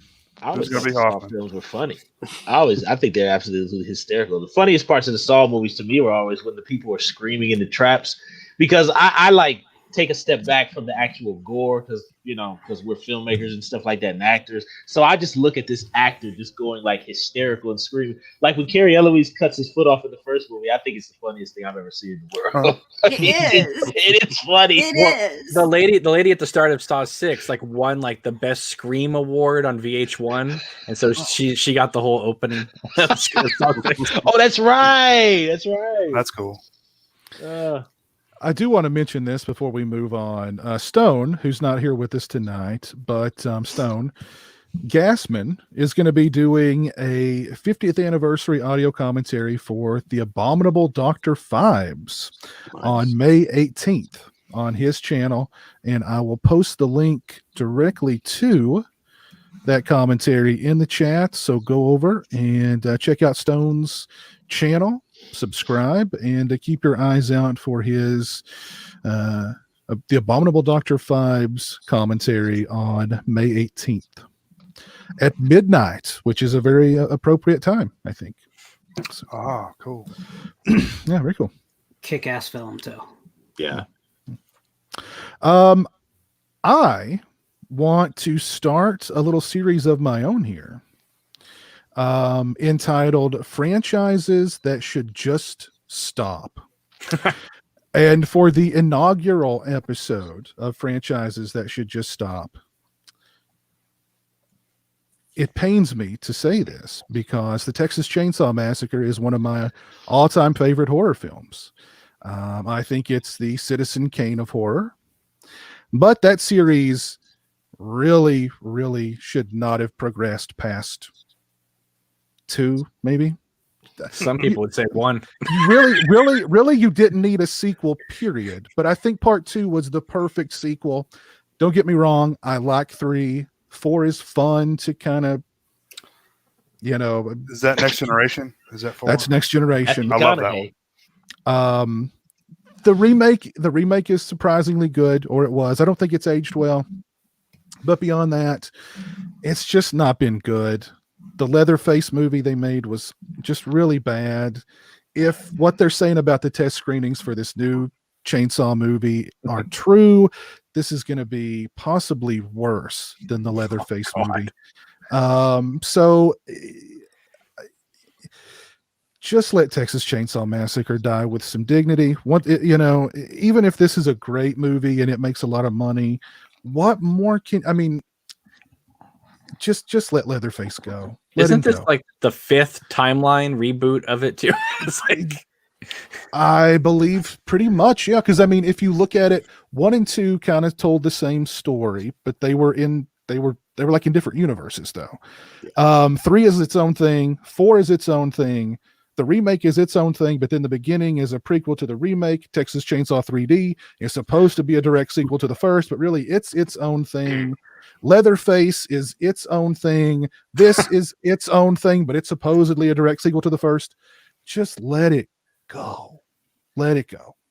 I love the original. Like I said, if it's not my favorite horror movie, it's right up there. I think it's one of the most influential horror films ever made. I think it's brilliant from start to finish.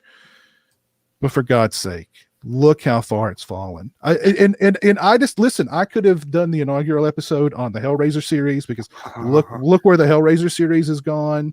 I could have talked about a number of other ones. I wanted to start with Chainsaw because I love Chainsaw so much, but just let it go. Let it go. You struck out years ago. You're on like strike 5 now. Just let it go. How many stories can you tell about the same family? And basically they're telling the same story over and over and over again. Once you get past 2, it's the same story over and over again. You've got people driving around, they get lost, they come upon this cannibal family, chainsaw, vroom vroom, people get eaten, except in part 4, they're eating pizza. And then keep in mind all the movies that have remade the Chainsaw Massacre, right? Or with the same plot. So it's like we've seen about 100 million of these movies already. That was rejects. No, House of a Thousand Corpses is pretty much. Yeah. I think it's already been milked to death. There's no milk left in those teats. Leave them alone. Leave them alone. Well, and one thing I'd like to say, Piers, is that I think that one of the things is that they've drug it out way too long. Every movie is its own thing, kind of minus sort of 2. But it's the fact that I think we can all remember the first time, way before there was 3, because when I saw them, there were only 2 movies. But the shock of seeing the first one, I don't think you can tap into my psyche like that anymore. Mm-hmm. And then the kind of weird mixture of shock and disgust, and at the same time thinking it was funny, and I felt dirty of the feeling that I got when I watched number 2. But you can't tap into that feeling anymore. It's done. Well, you were 8 years old, Monty. So this is true. This is true. This is right, Kevin. I'm a 40-year-old man now. But I mean, I was a teen. How old was I when I first saw the Texas? I was a teenager when I first saw it. It had that effect on me. So me too. I was like 17 when I saw it. I was 7 when I saw the original one. Yeah, I think I was 13. What I find interesting as being an older horror fan is seeing the revisionism of Texas Chainsaw Massacre 2, because that movie, while there were fans of it, it was not very well liked by a lot of people. But then after all the other horrible sequels came out, 2 looked better in comparison. I was one of those guys because I love Texas Chainsaw Massacre. When I first saw Texas Chainsaw 2 when I was a kid, I hated it. I was like, why is this funny? I mean, why are they trying to make this funny? Now I adore that film now, but yeah, that was probably my most hated horror film at one point. I just did it. I was like, what am I watching? This is ridiculous. I hate 3D. And I like 3. I think three's very, it's very messy, but there's a lot of fun stuff in it. I like Viggo Mortensen. My favorite character in it is the guy that the gas station who's cutting the, he's like the one disposing of the bodies. He's like pulling a head out of a bag and going, "You used to be pretty. You ain't pretty no more." And then he kisses it and throws it in the thing. I mean, that's my favorite character in that movie. I love him. Well, one of the big problems of part 2, though, is that on video, it was all pulled out from its widescreen format. So you saw where the set ended and the studio began. You saw the boom mics. You saw like when she was waving the chainsaw at the end. You saw the freeway traffic behind her driving around. Like, it looked horrible. When they cleaned it up for the DVD and Blu-ray, it looked better. Yeah, I remember watching it on VHS for the first time, and yeah, two. I still liked it. 2, I just still remember. I think the thing that always stuck out to me in 2, not only the Lefty scene when I was 7, but the perversion in 2, yeah, really freaked me out as a kid, because I didn't even really register like what was going on, and I'm like, why is he like humping the chainsaw and he's shaking? What does this mean? And in the head over the bucket, and he's slobbing, licking the hanger. You just can't. You can't tap into that anymore. You just can't. I think the real problem with continuing the Chainsaw movies is a misunderstanding what that first film is. It is a slasher film, but it's a Southern Gothic first and foremost, and a Southern Gothic of the 1970s in particular. It has a very specific time and place and feel. And they kept trying to make it after the second film, which is just a broad satire of Reagan's America. From 3 onward, with 3 being the actually worst example of this, they tried to turn it into a traditional slasher series. And it doesn't work. It never works. There's films we like more or less. Like, I think the remake is a pretty good slasher film, but it's not a Southern Gothic to any real extent. And that's where the first film always stands apart from the rest. I actually like what they did with Texas Chainsaw 3D quite a lot, because at least there was some attempt to tell a different story within the framework of the franchise. Listen, another pass on the screenplay would have been great. I'm not gonna die on this hill, but I think the only way, if they really want to make another great Texas Chainsaw Massacre, and Hollywood doesn't, so don't take this advice, is they got to go back to the root. They got to figure out how to make us feel like we're in that hot Texas sun in the middle of August, looking for our dead great-grandparents' grave, coming across a house on the other side of the overgrown pasture. All that stuff is just gone from the sequels, and they just become, okay, Leatherface and his family are going to chase you with a chainsaw. Yeah. Yeah. And to be honest, when you watch the first movie, Leatherface is the one that I feared the least. I'm more afraid of the hitchhiker slashing my back while I'm running down the road. Yeah. I mean, Leatherface is really, I mean, they're trespassing on his property. What are you going to do? They're trespassers. Like I've told this story before. Chainsaw was the movie that it was the hardest one for me to talk my girlfriend into watching with me, because the title of it, the guy with the chainsaw with the mask made out of, she knew how much I loved it, and she was like, I just don't want to watch that. It's just going to be too grim. And I'm like, no, it's not. No, I don't believe you. No, there's no gore. No, I don't believe you. You're trying to trick me. But when I finally got her to watch it, at the end of it, she was like, I really felt sorry for Leatherface. I wish he would have just killed everybody. So what I find hilarious is that Tobe Hooper they asked him why was it restrained, and he said because I was trying to get a PG rating. Oh man.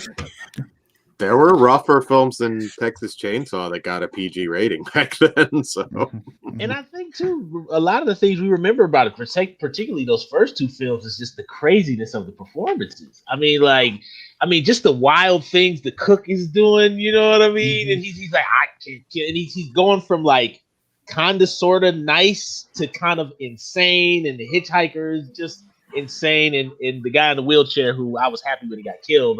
What's his name? Franklin. Oh, Franklin. Oh God! I remember though seeing the VHS cover and like hearing the title, and I brought it home for the slumber party, my birthday slumber party when I was in elementary school, and you put it on, and it's like, what is this hitchhiker in the back of a van? Like you don't hear about that, right? So you're caught off guard by all that, and it's so real, and it just seems so like something that would really happen, that you're put off. Before you even get to Leatherface, you're already uneasy. And also, there's the fact that the families so easily mirror each other. How you feel about Franklin? He is the Leatherface of that family. Right, It's true. Yeah. What is after the first murder that Leatherface commits? He whines and cries and pouts, which is what Franklin's doing the whole movie. There is a real weird synergy between the two families, and a suggestion that there's not that much difference. It's like one meat plant closes and your family can be the Sawyer family. Right. Are you suggesting that the Texas Chainsaw Massacre is a modern telling of the Hatfields and McCoys? No. No, I just think there's look, mirroring is a strong literary tool that goes back for a couple thousand years. I'm just making a joke. But I think no. But the thing is, you know what? People don't in the genre in particular, and in this film specifically, people do not recognize the great writing that really was there. And it was a different time. You couldn't it was easier to be a great storyteller, I believe, in past decades than it is today, because I think the zeitgeist is in a very vapid place today. I think even young people making a film at college level were doing deeper work because it was a deeper time.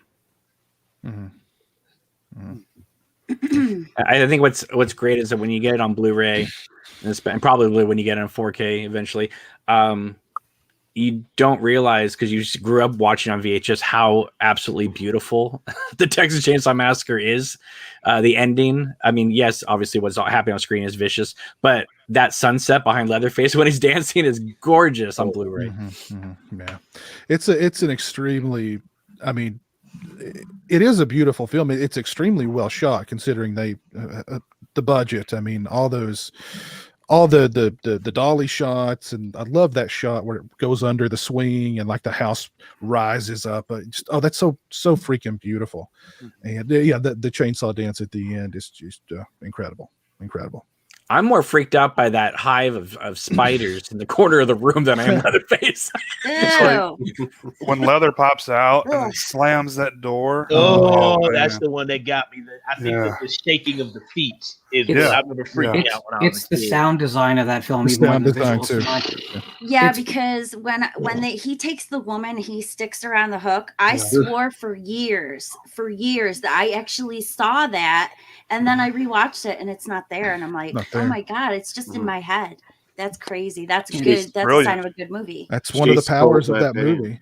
Yeah, everybody's claimed that it was like super gory and nasty, and it's just not there. So Toby Hooper said, hey, if you remember that movie being gory and nasty, let me show you what gory and nasty is. And he made part 2. Yeah. But if you listen to the sound of the chickens cackling in the cage, right?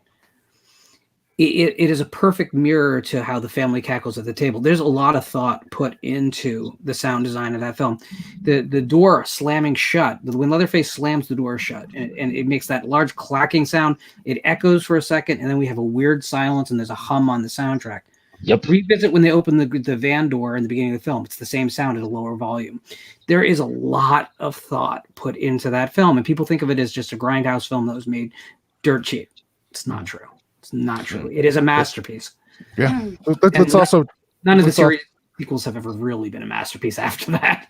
and none of the sequels featured the classic song Sidewalk Cafe. I mean, that's alone.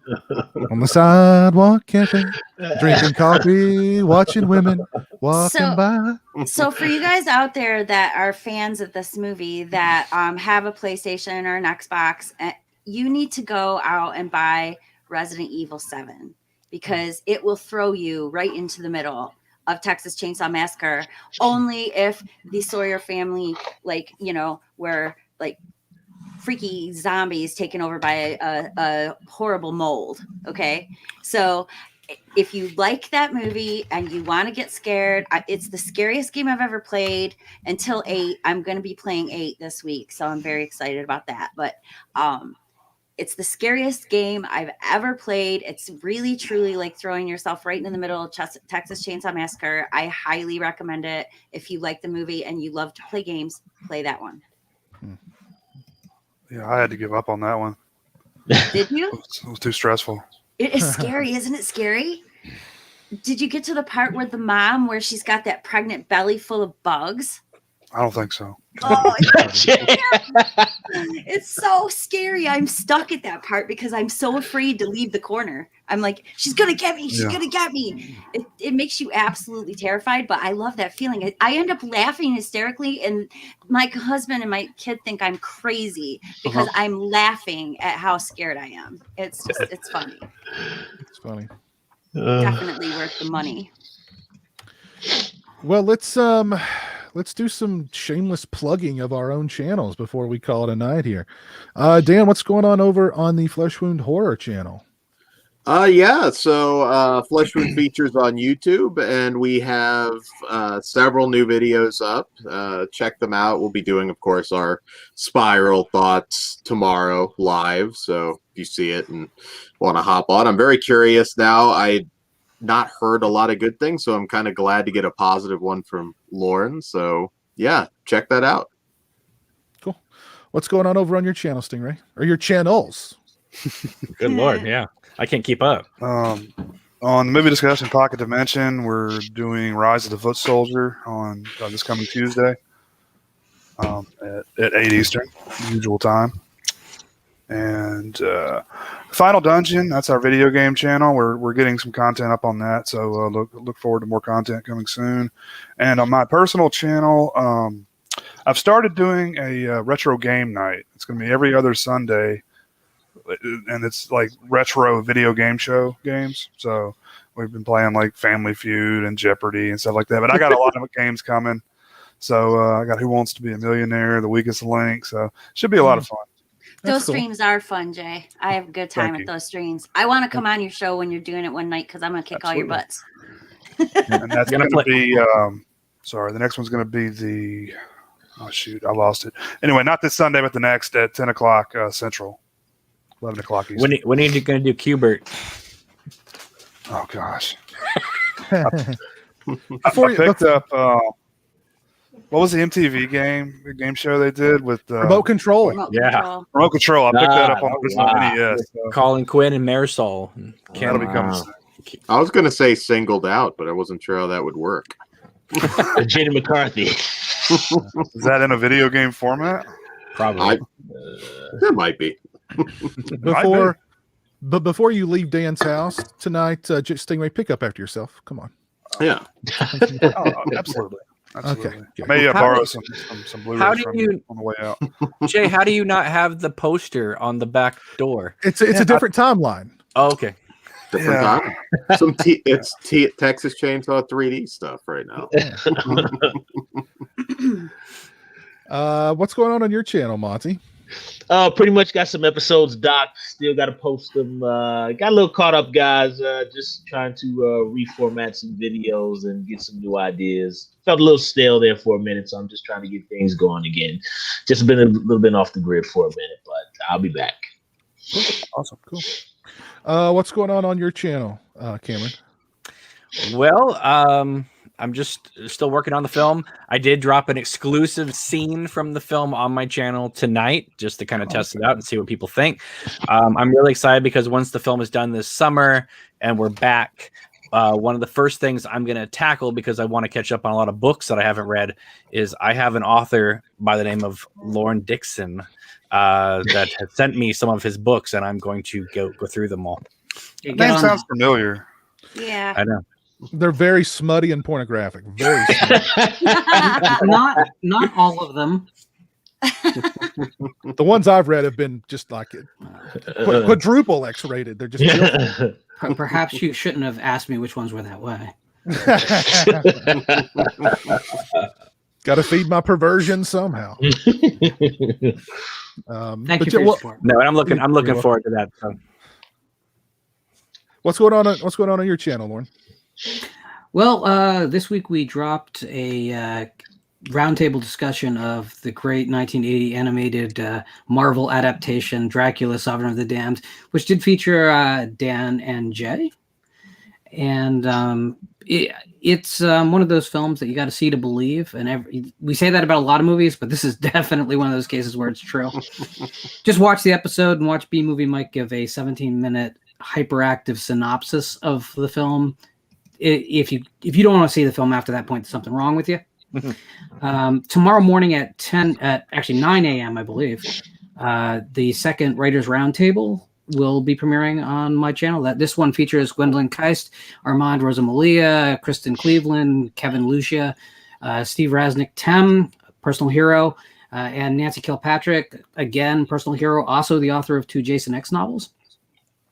And then there is, still undated because I'm still I have a little bit more to shoot, maybe tonight. But I have a episode of my show which is going to examine how large those grow-a-gators from the dollar store actually get. He's been in a tub for 3 days and he hasn't grown a whole lot at this point, but it is a 3 times a day check-in for 3 days. And so if you wanted to know if your dollar store purchase was spent wisely, you're going to have the opportunity. Very nice. And this is an image of Dracula eating a hamburger. Yes. Wait, Nice. Jay, how does he afford to buy that hamburger? Oh, he has to rob somebody. Dracula commits a mugging. Is it a really rare burger or what? Yeah, I was gonna say. No, it's just a burger. What about your channel, Jamie? What's going on over on your channel? I've got Twin Peaks Tuesdays every single Tuesday. I do 1 or 2 episodes at a time and we discuss them. I give a rundown and my thoughts during the rundown. And also very soon I'm going to be starting a very in-depth series on the Saw movies. So stay tuned for that. When's your dating advice YouTube show going to start? There's a lot of guys that have some questions for you. Really? Yeah, they would love I once teased about that on one of my shows. They're like, when's Jamie going to start that? I want to have the questions.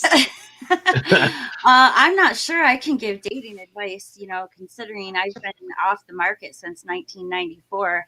I really don't know how I give good dating. When I was dating last, we didn't even have internet dating. It was like yeah, it was take a girl to the drive-in and then put a ring on it.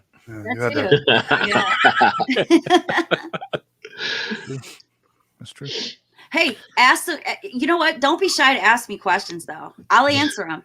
I'm not a shy person. So if you got something you want to know from me, ask away. But you got to do it with you sitting on your blue velvet couch. Like it has to be like a whole display. Can't be you in front of the computer. Well, maybe I'll do a show like a self-help show like that one day when I get my studio fully set up. There you go. Yeah.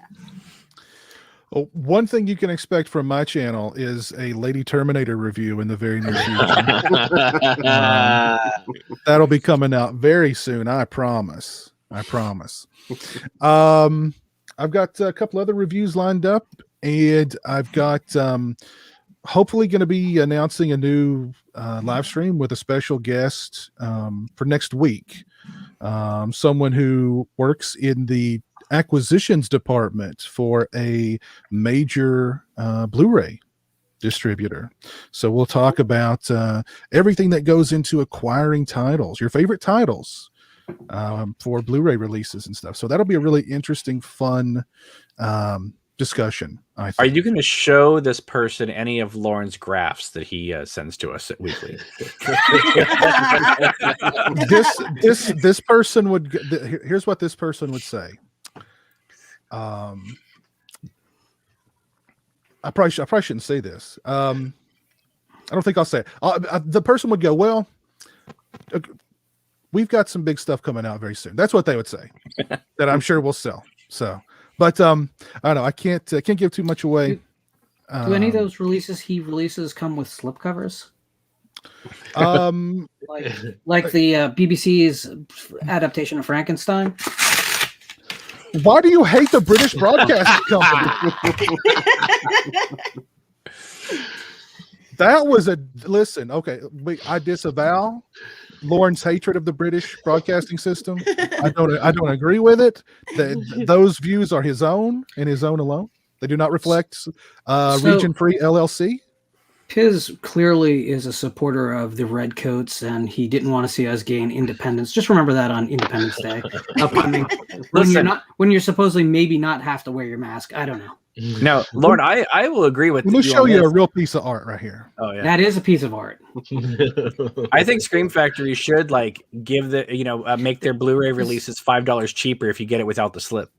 I agree. Anything to bring the pricing down, I'm agree. Piz, is that the version he put back out that he self-published when put back out? This is from Caffeine Nights Publishing. I don't know if it's the self-published one or not. Either way, it's great to support a writer, especially reprints are really tough these days. So no matter how you supported him, I really appreciate that. That's really cool. He does have. Oh, go ahead. I'm sorry.